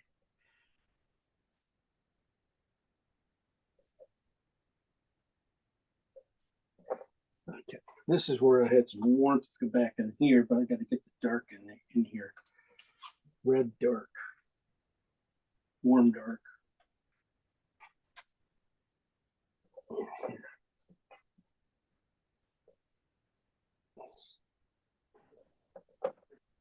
Definitely a bristle's a good way to go on this part.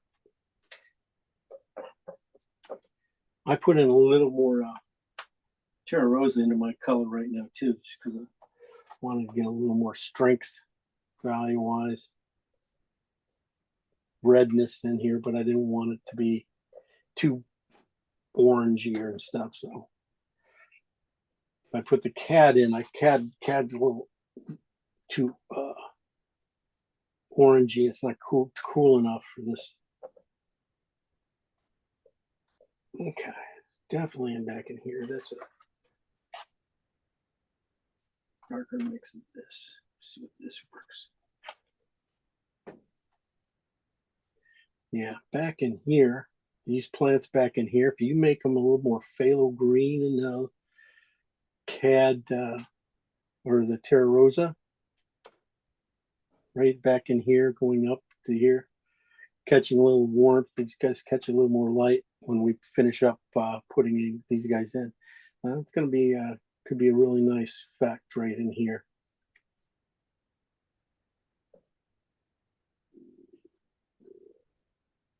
That's what I was going to put up here. So that's good to get that color out of my way too.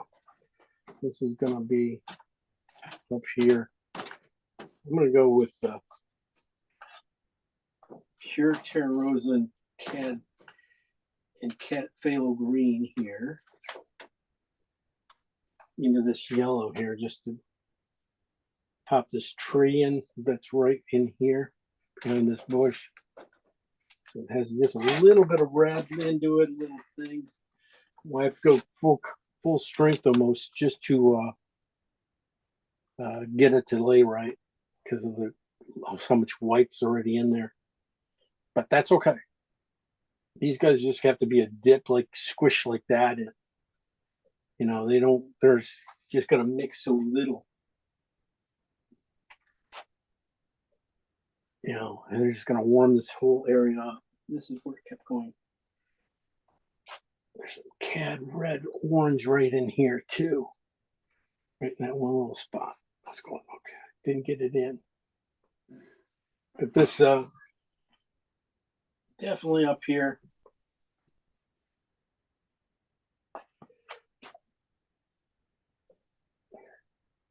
Just a little more light.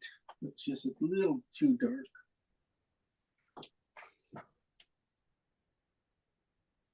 So this is Terra Rosa and phthalo green mix right here. I'm putting in the highlights in this bush up here. This is on the red side, in fact. It should be even redder, I think. Just a beautiful little gray, right? Yeah. But if you get it just on the red side, you know, gets that warmth popping through here. Really helps the tops of this bush. Kind of such a gray bush. And then look over here on this guy too. You can put that rim light will just be nice to separate this guy out a little bit too from that back. That's all you need. You don't need too much more. Look in this guy too. Look at that.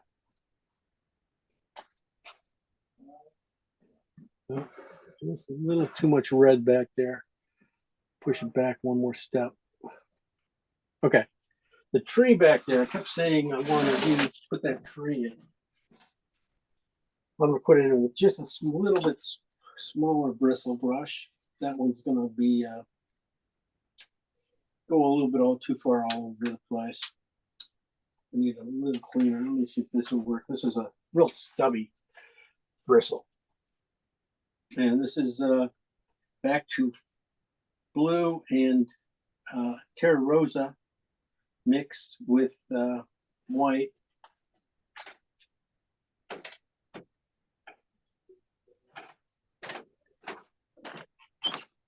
And probably just might end up having to go with the pure version. This is a pure dark right here going in. I'm catching that since I put that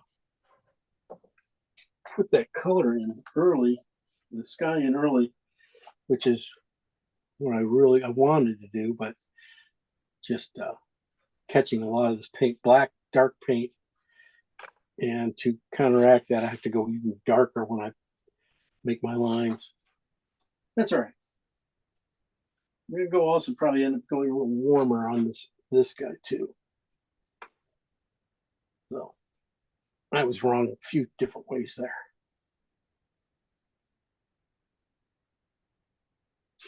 So it's just a little V tree here. A couple little things here.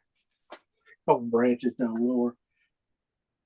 I was trying to say when I was looking at it, I was thinking up here, definitely up here.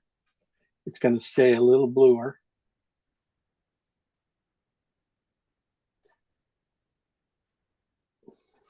And I just want to push my brush a little bit and create all the branches up here, just to push back and forth a little bit.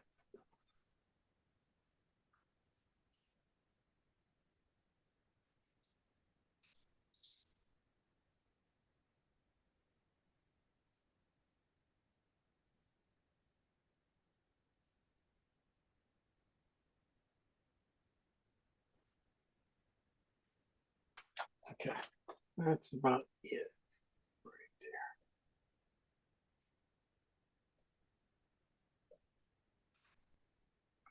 I have to go just a little darker.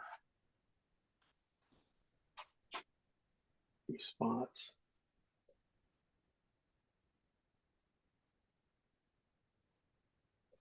Okay, that helped.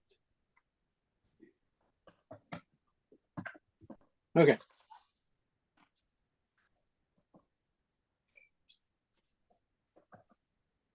Definitely could put some snow on. There's just a couple lines of snow and stuff on this.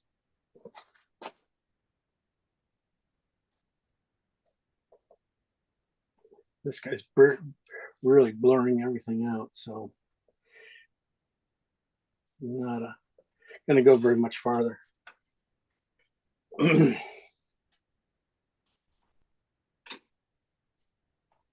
Okay. See, even without putting anything even in here, that Terra Rosa color we made up early in the last things, value-wise, is about right. I'm going to go through and just look at this and think about, make sure I got enough dark right here. I think this has gotten a little bit light right in here. It needs a little more blue. Not me on mine, at least. A couple of strokes, darkness, find out a few spots. Everything's going to go pretty quick from here on out when we get going. Making sure this should be darker and lighter on top.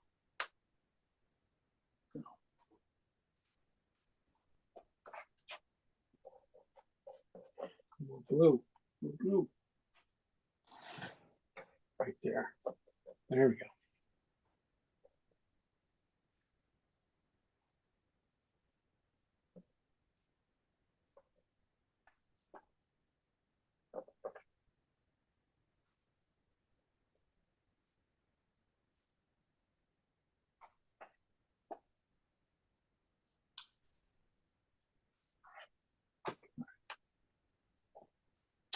All right, I'm gonna go back to my big brush and we'll start brushing. I'm gonna, no, yeah, I'm gonna go to synthetic and put in the light. Start putting in the light.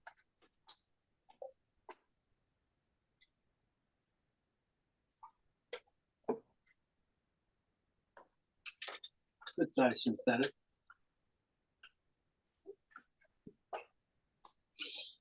I'm going with synthetic because I wanted to cut. There's some really clean light edges in here and stuff. I want to get those guys in.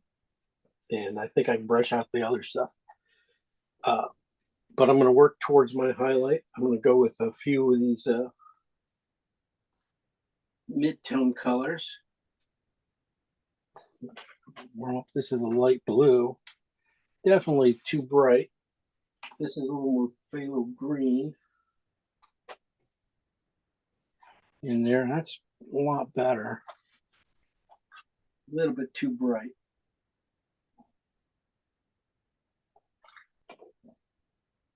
Tone that down a little. That's too bright. That needs to be red in there. Yeah, my highlights are all a little too bright. I'm gonna have to, because I'm thinking right here. Not bad from there.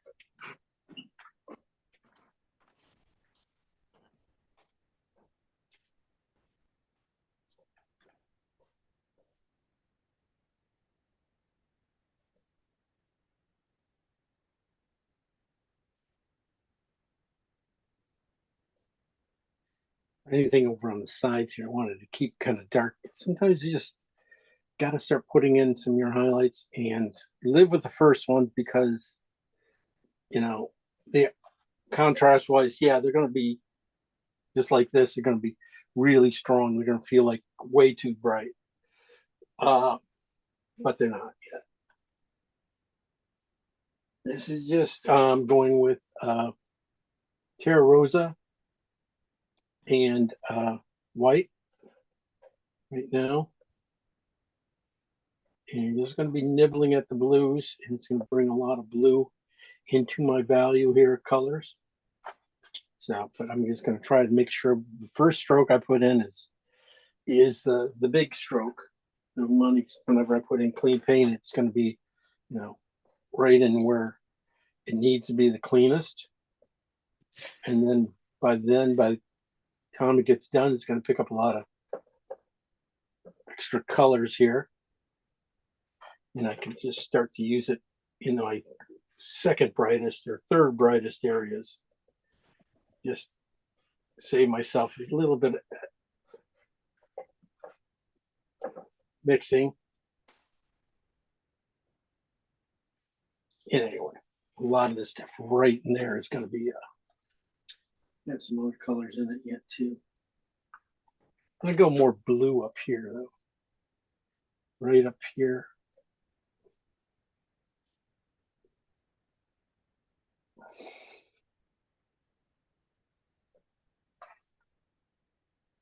As I go up a little bit. So this is blue and white instead of red. So that red will come forward. There's going to be some yellows in here.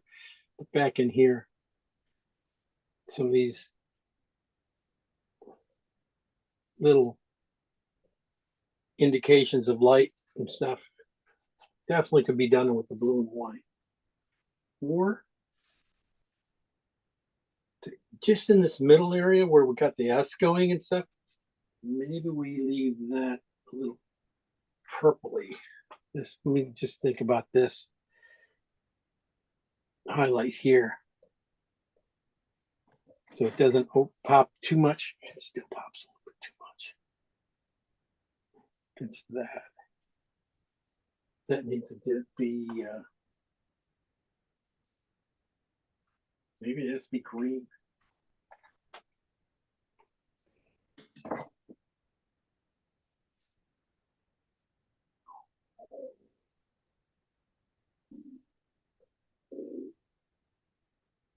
Just needs a lot of stuff around it yet.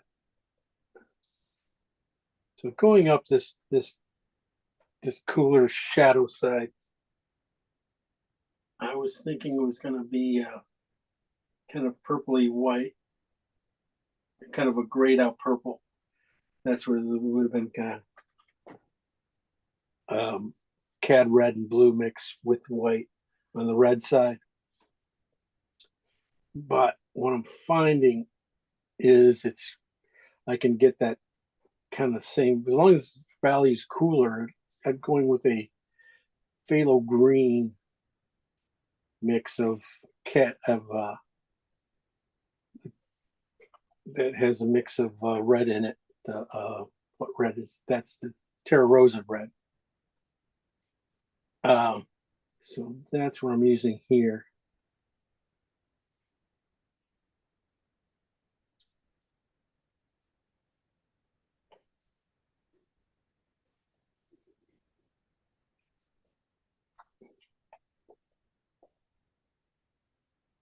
And it really doesn't go too much.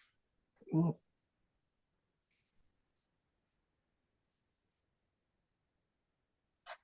I'm going to go with that purple on top. Let me see if that's this line of purple. Could be too bright. But I'm thinking it's going to be bright enough, too bright. Just that little slash from this guy.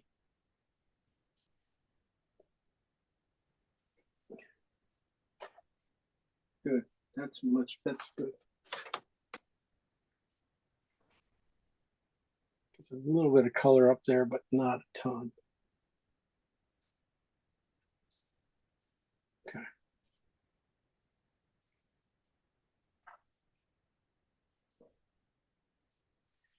Then I was using the blue and white over here a little bit more into the highlights for the snow down in between the bushes on this outside area. And then the last one,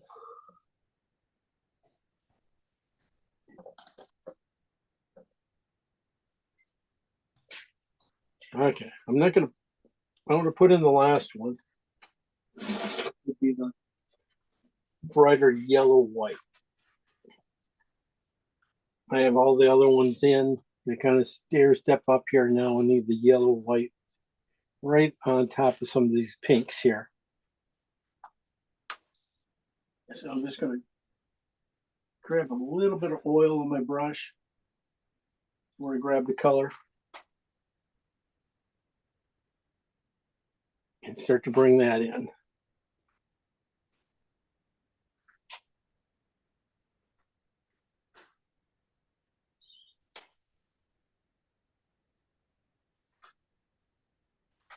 Really mixes pretty heavily, so quickly too. So just keep wiping your brush out. You don't want to move dirty paint around too many places.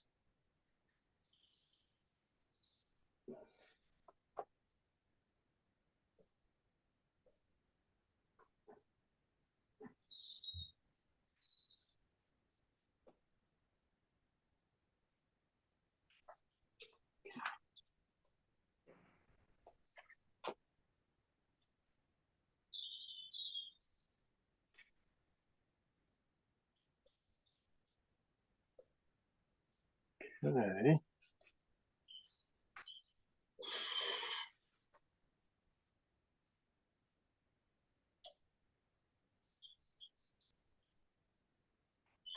I'll look for a few spots.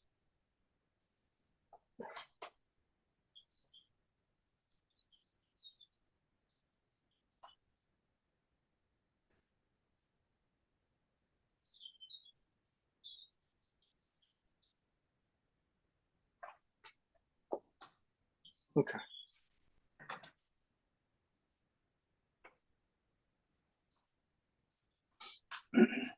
All right, now back to a bristle. Clean bristle would be great to have. It's not a bristle.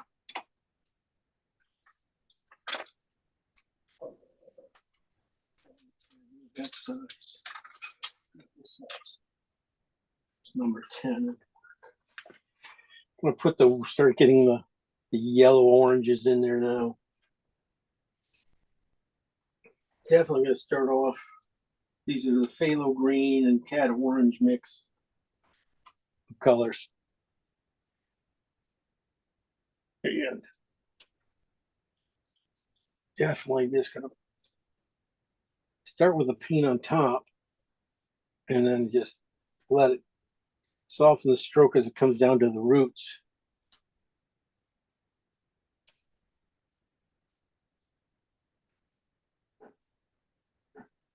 So I can get that color in here.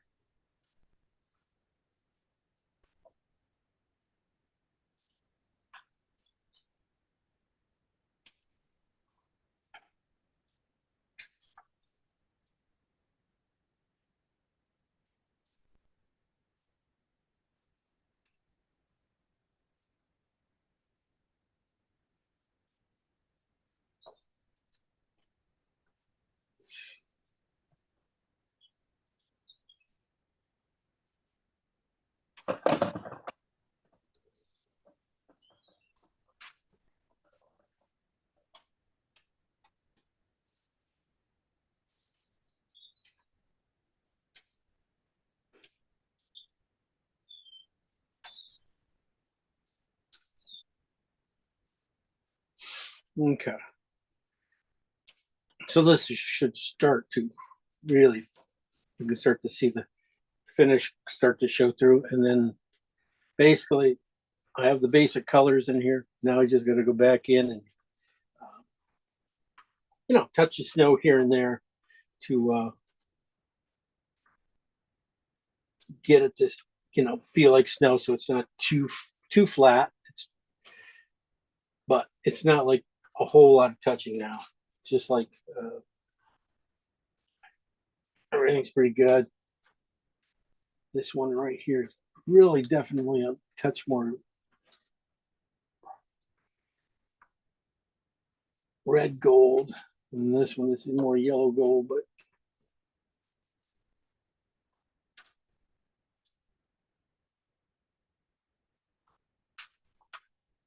needs a little more.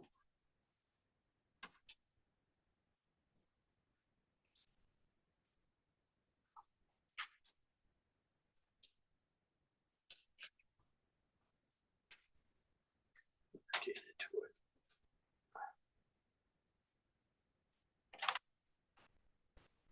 A lot of vertical stroking, of course, on this part. All right. I'm going to definitely take this color up. Now it's like, all right, I got these highlights. And they look kind of goofy right now. So if I catch the edge of these big blocks of color, I'm just going to bring them up really quick in through here with a bristle. Maybe a touch of oil too would have worked better.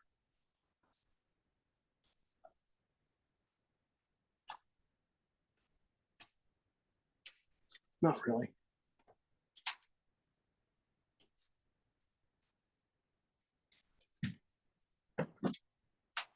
If you get this stuff in like this and then come back in and hit it with a couple of shifts of the knife, definitely in here, sides of this plant,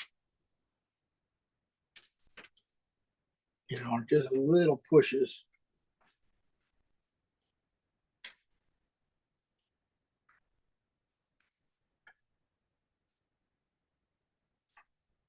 Looking for like doing the big big sections of these things coming through, and then I'll come back in with a knife and do the little sections. I don't want to be doing, especially in here, I don't want to be doing too many of these little knife movements over in this area. I'm just going to busy this whole section up.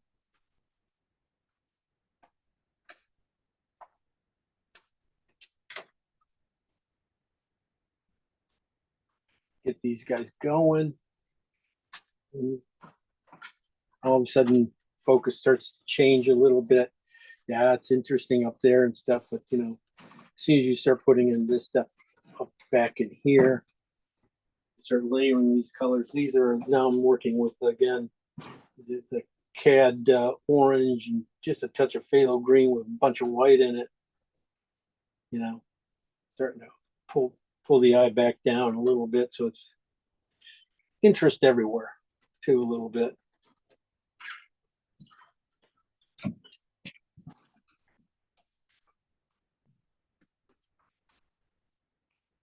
And then all that work, I went to put in all that highlight, pay off. Just keep getting touched little by little, but now the dogs are upstairs, excited about something.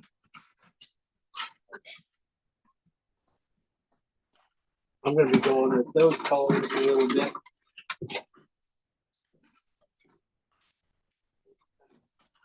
That's our floor is going to hell again.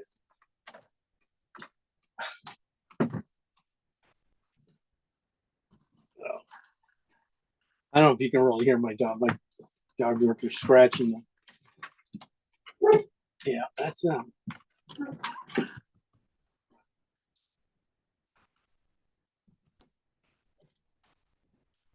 I'm just going to be working these colors in a little bit, trying to take off the curse of these, of everything a little bit. I'm going to be pushing a little bit more grays into here, into these guys here a little bit. And this color back in here won't be so nasty, so heavy.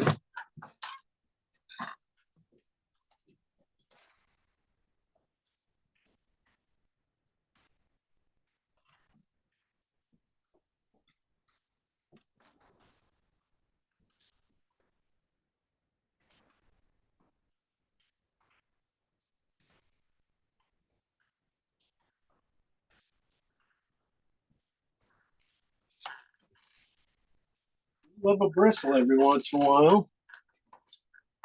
That's just to make these marks instead of painting every one of these lines, and just let the bristles open up and do. This is just back to the CAD red and blue mix with white. That's all I'm using right now for a few of these things. A little too bright right there. I'm going to put it back into this guy here. Definitely bring in some light. That's where I was seeing it. I was putting it in, but I better mention what I was putting it in with.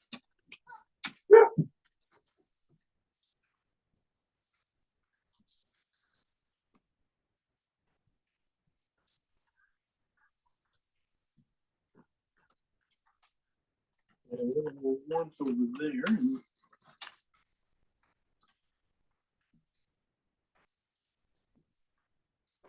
Just a little bit too bright. This whole section there is just a little bit too bright. I'm gonna have to tone this whole section down.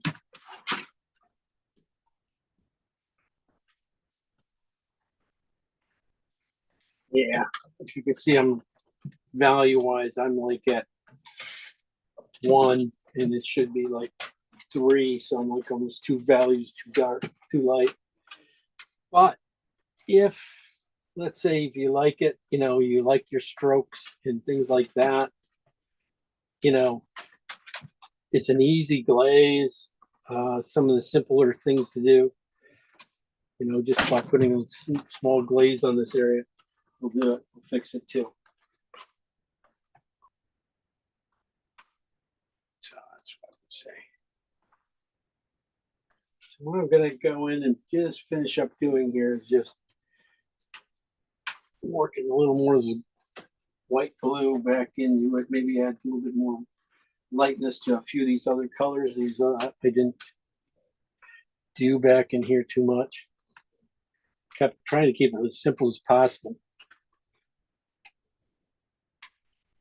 Not by putting lightness into everything. I'm sure some of these blue snow colors, if we took them up now that I'm pretty much done with them, I know I'm done with them. I don't really have too much more go. A little bit too much white. value too darker would be better.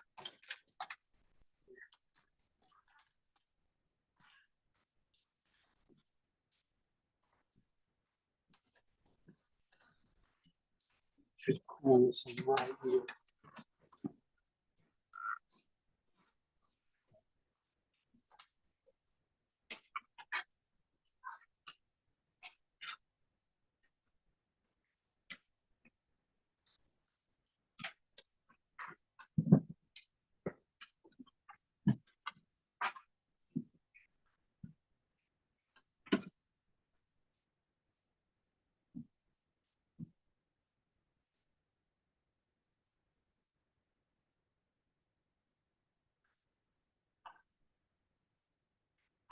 This is where I was going to use some of that down in here for the highlights and the shadows, using this again, going back to this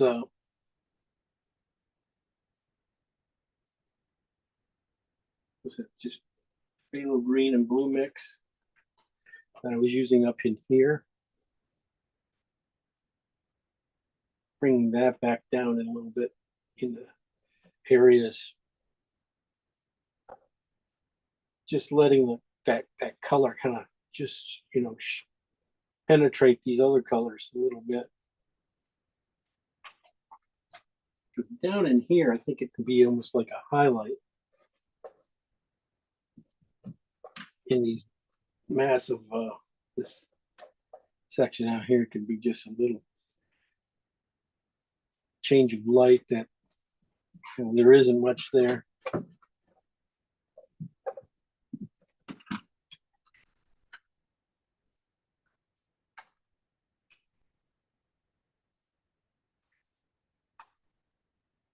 That's about it. I mean, final fixes on this thing are really just putting in a little bit more of this.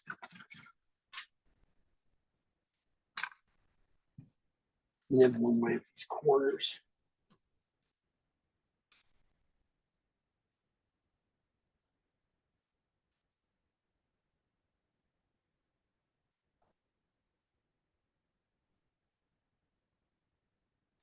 I think I had muted you guys all. I should have muted myself. The dog's going crazy. Like I said, these guys might be a little bit bright. So I'm just going to touch them again with my brush. Just push them back down. These guys can go brighter. Oh, that's it. Just a few taller ones. A lot of times, even when I get to this point, I'll just stop worry about like connections with the plant down below as much. I just want to make sure I get, you know, some of those top areas of the plant into some of the snow. You don't have to do all the way down. In fact, it's probably better not to do, you know, all the way down.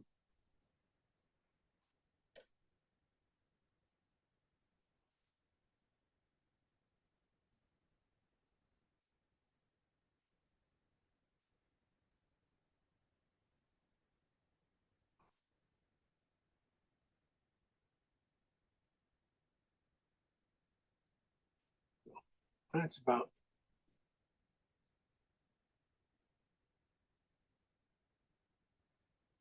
Let's get the highlights going up. A little more red into it.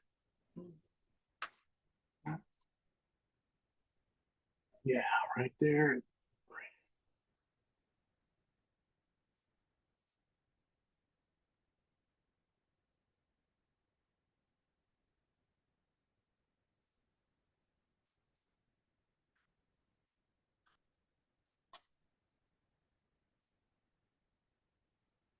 Tone that area down like that.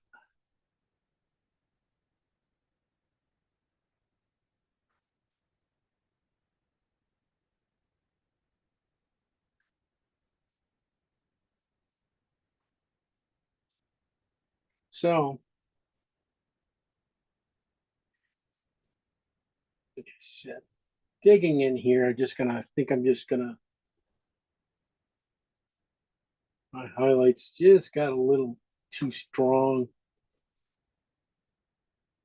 even in here. So I'm just gonna, before I go and put in a bunch of little strokes that gonna cause problems. I mean, yeah, I could have glazed it probably down. I just might as well clean it up.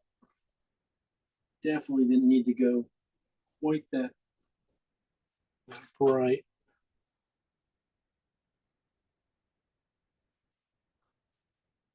Here's the sky color. And that's even bright, feels bright down in here. So that's good enough. That's bright enough. Using the yellow from the sky up there, instead of using highlight white, yellow, I made up, was wrong. Yeah, I'm big enough to tell you, it was wrong. Too much white, just way too much white. Even here. Make it more yellow, white. Should know that you can get away with it because of the sky. Everything's there for that. Okay. Otherwise, yeah, we got some brightening up to do yet. I mean, not brightening up, but more plants to put, light to put in. I just really need to, feed some plants into here to, make you go that rest of that turn up. And then some knife work. Definitely on these last little guys I'll be doing is, grabbing some knife paint. And then we'll see what you guys got. This is what I'll be doing at the end, just going catching a few of these guys with my knife going up here. I want all kinds of little stuff back in here. Great way to darken this thing up. Just make sure you got the wrong color on the back of your knife. You didn't know you had. I didn't know I had that. I should have. Anyway, I'll bring it back, bring you in, and you can sort of see where it's going and stuff. And if you guys want to unmute yourself, there's the top. The subtleties in the mountains back there, you can start to see them. Just see how subtle that yellow change from the top of the canyon going down to the floor. Just a hair, and then your blue greens coming in to your cooler ones that are in front. And value wise, yeah, it temperature wise and stuff, it works. So I'm happy so far. Let's got a lot of changes, and not changes, but a lot of finessing yet to do. We got Allison and Anne are ready to go. We got Jeannie and Mary and Mimi to get their stuff on here. Let's go to Allison. See, Allison's been up for a lot longer than us, so. Yeah. Holy shit, Allison. Wow, so pretty. Wow, you got game, girl. That's nice. Well, thank you. I really messed up on the mountains. I just couldn't mix that color. I think I lost my way a bit there. Yeah, I was gonna say, just keep putting sky into it. Okay. That yellow sky into it, just keep pushing that into it. You just went just a little bit too dark. But that's all it is. Just keep putting it. If you have a lot of that mixed up, keep using that. I love the way you're handling just the even all the brush work, brushes, the plants and things really look good. I like the way they're coming in really strong. And you were smart. You kept the color down. You didn't go too crazy with it, too bright, which is good. Now, because that'll make you, when you do put in your highlights, as you go up top a little bit more, that'll just it's going to sing. But yeah, that's about it. Yeah, the mountain's a little off, but not by much. I mean, I think it's a lot of times, it's like a value too dark. Yeah. So okay. That's all it is. And that will work. I like it a lot. Really great. Congrats. Thank you. Joanne, yeah, holding it up forever. Okay, Anne Marie, you're up. Oh dear. How are you? No, that's not gonna help. Now you can see all the green. Oh, you were wondering where that green went, weren't you? Okay. I painted. You can Um, tell. It's a little busy at the moment. It's kind of a hot mess, but Ah, ah. Yep, yep. I love the way the colors go. You're in a lot lighter value than where we are, where I was. But I like where you're going with it. I mean, you've taken it and lightened everything up, so you didn't just do one sec, which is really great. I mean, I like I like the way you even put in those highlights and stuff. They were very aggressive, and yeah, and messy. The messiness, yeah, it's a natural scene. It is going to be messy. And now just to come back in and just pull out a few stalks out of the bushes and stuff like that, get the snow to layer a few times over a few more rocks back in there, for you can kind of feel that. yeah. That's great. Your color up, your sky up there, I love it. I love the sky. I love that top part of your painting. Half your painting going up. I love that. I love even the aqua into the snow there is gorgeous. The color mixes are really good. The bottom one just has to go dark. That's just the beginning of that thing. If you darken a couple values darker, that's going to be really cool. That's great looking. I really love it. And yellow skies are so cool to look at. I'll proceed. You definitely proceed. Nice Joan. Thank you. Okay. And here we go to Jeannie.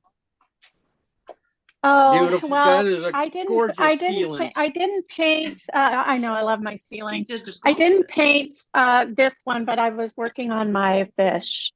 Ah. Wow, those things are gorgeous. Love the tails. Love the way you have the green just coming through. What else you want to do on this? I feel like the middle fish needs a little more work, a little more brightening up, but I'm happy with the other two. Yeah. Leave the tails alone. Yeah, just in that body of that guy, you could probably push the yellow. I remember putting more little stronger yellow oranges in there. And then I love the markings you did on the top fish. That's really good. Watch his front fin just a little bit too bright in the coming off him. That yellow white. Yeah, I think so too. If you can just pop that down, so it doesn't go too far over the other fins. But the stuff in the back is where the color, and then their fins in the back is what makes it. It's just gorgeous. Really beautiful, Jeannie. Thank you. Yeah, I felt like I needed to finish something. I'm great at not finishing, so. Okay, that's okay. That's okay. You didn't like this one. That's okay. I understand. No, I do Good for like you. it. I just. No, Jeannie, you have already made your feelings known about it. I'm slow. I need to finish. Thank you. No worries, Jeannie. It looks great though. Finished. It really very close to being finished. That's all you need to do. Hey, Mimi. Hello, here we go. Wow.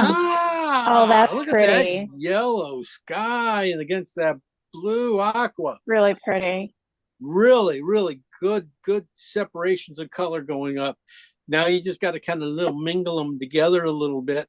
Right. And work that cool. I think the phthalo is taken over. It's too green, but I can tone it down. Yeah, that's okay. Yeah. Tone it down. But wow, your blue purples down at the bottom are gorgeous. Nice mix. Nice purples down there. Blue purples. Yeah, just work those guys up a little bit more into that phthalo green. And it's stunning with the yellow sky, and even that simple mark of your canyon up, or the mountain in the background is just really just smart. Very smart painting. Thank you. The color palette is beautiful. It is. I love. That's what I thought on this one when I looked at it. I go, God, it's gonna be a good one. And you've nailed it. Yeah, just watch the aqua a little bit, knock it down. I Yeah, love it. I love it in there, but just, see where you can push it back down so it plays well with other things. I will. Thank you. Beautiful though. Congrats. Thanks. Okay. Anybody else? Mary Kay. Mary Kay. Here I am. There you go. I got the wrong person there. Sorry, Mary Kay. There's ooh. Ooh, that's really pretty. Pretty Yeah, pretty. isn't that? That is. Yeah. Again, all you guys hit the sky really well. I must have taught the sky really well today. You're done there, and going through, and I like the way the bushes are in there on top. I like the tree. So a little softness around that tree. That's all you need. Coming down, good colors. Just really, really great. Now just try not to you're getting a little bunchy. I mean not bunchy, but a little spread out too evenly. Bunch a couple of them together a little bit, but that could come with adding the Like stalks right in and here? stuff. Yeah, they start to get a little bit, and then they start they start to even out too much around them. They have the same amount, so make sure you tighten up a couple places. That's all you have to do. Tighten up a few Right. spots so they don't look like they're perfectly placed all the way up there. But otherwise, you did a great job on the rocks, separating the rocks out and the oranges. You very good. Congrats. That was just keep going on it and working some more of the little cooler blues into those aquas and stuff for little highlights, and I think you're fine. It's really great. Congrats. Yeah, I'm in Arizona right now. Oh, so you know right where this is, probably. I live in Michigan, but we come here in the winter. Oh, nice. Yeah. Good. Well, good Yeah. for you. Where about in Arizona? We're in Tucson, between Tucson and Phoenix. It's called Oro Valley. Ah, okay. Well, Yeah. Well, good for you. You guys don't got any snow then, huh? Well, last year we got 3 inches. Ah. Yeah, you might be in Michigan and have 3 feet. Anyway, well, congratulations on that. Finish it up. It's a really good start. I love it. All right. Thank you. Okay. Bye. Wow, you guys some fabulous work again.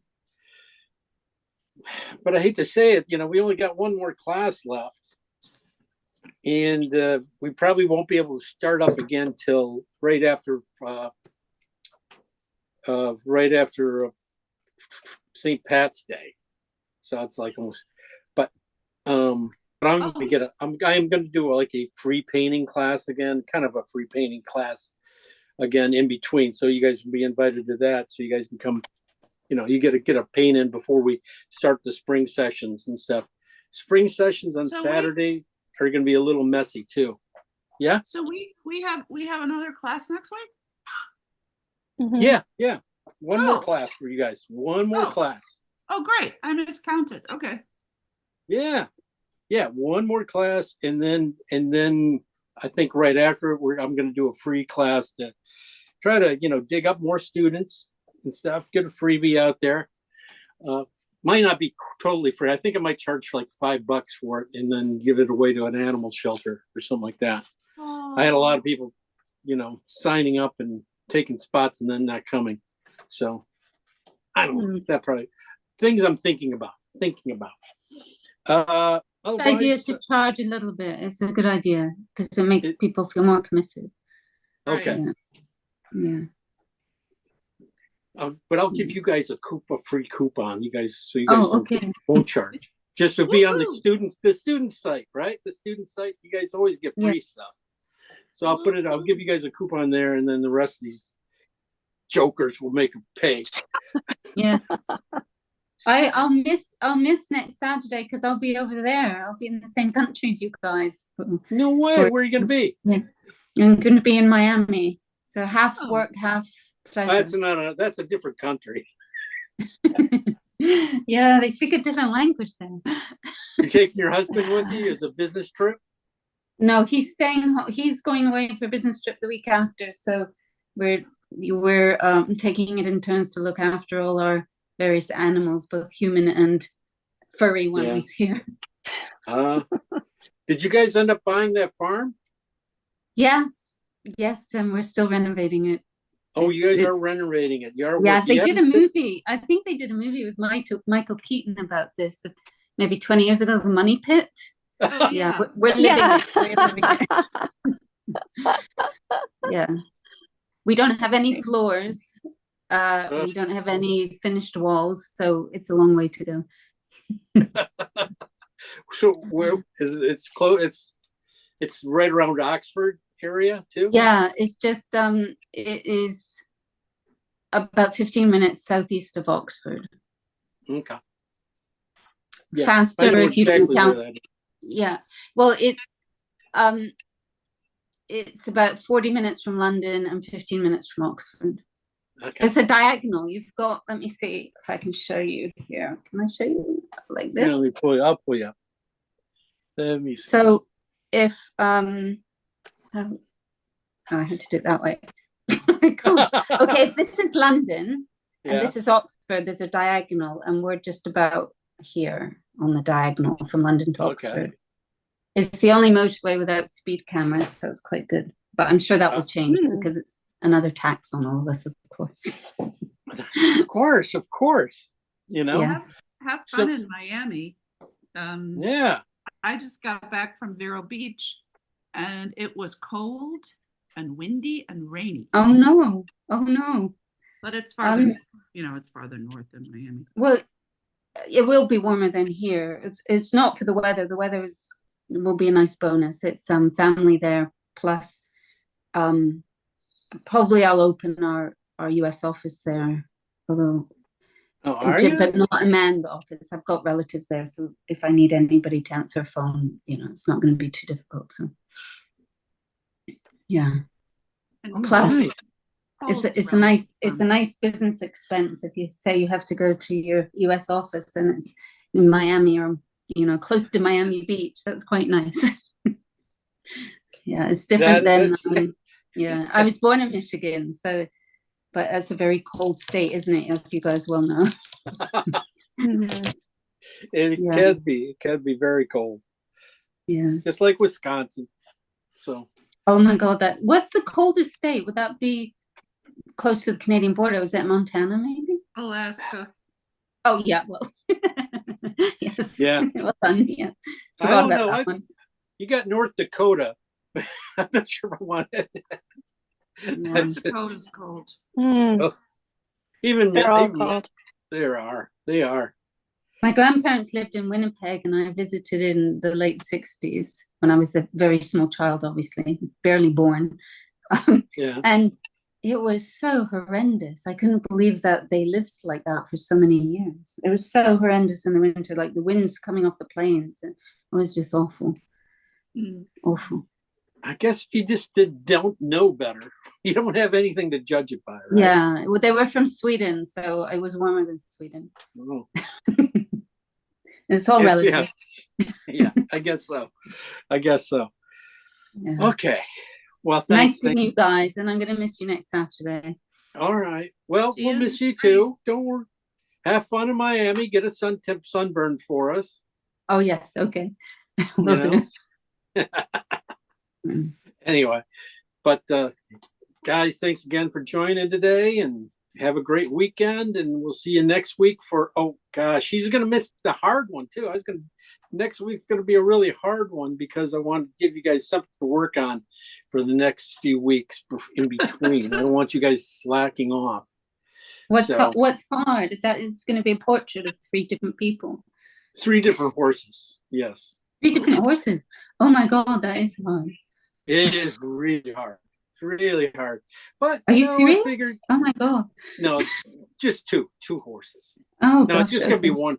It'll be just one horse, but Okay. it's gonna be. When you get it done, you'll be marvel at how pretty it is. But probably could be hard.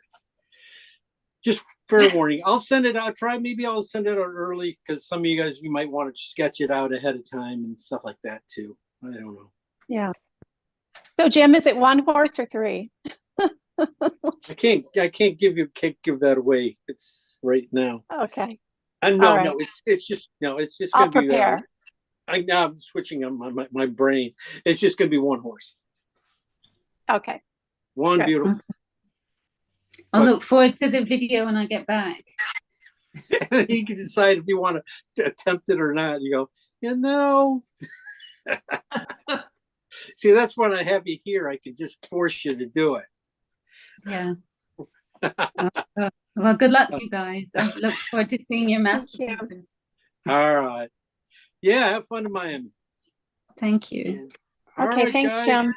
We'll see you all later. Bye. Ciao. Bye. Bye.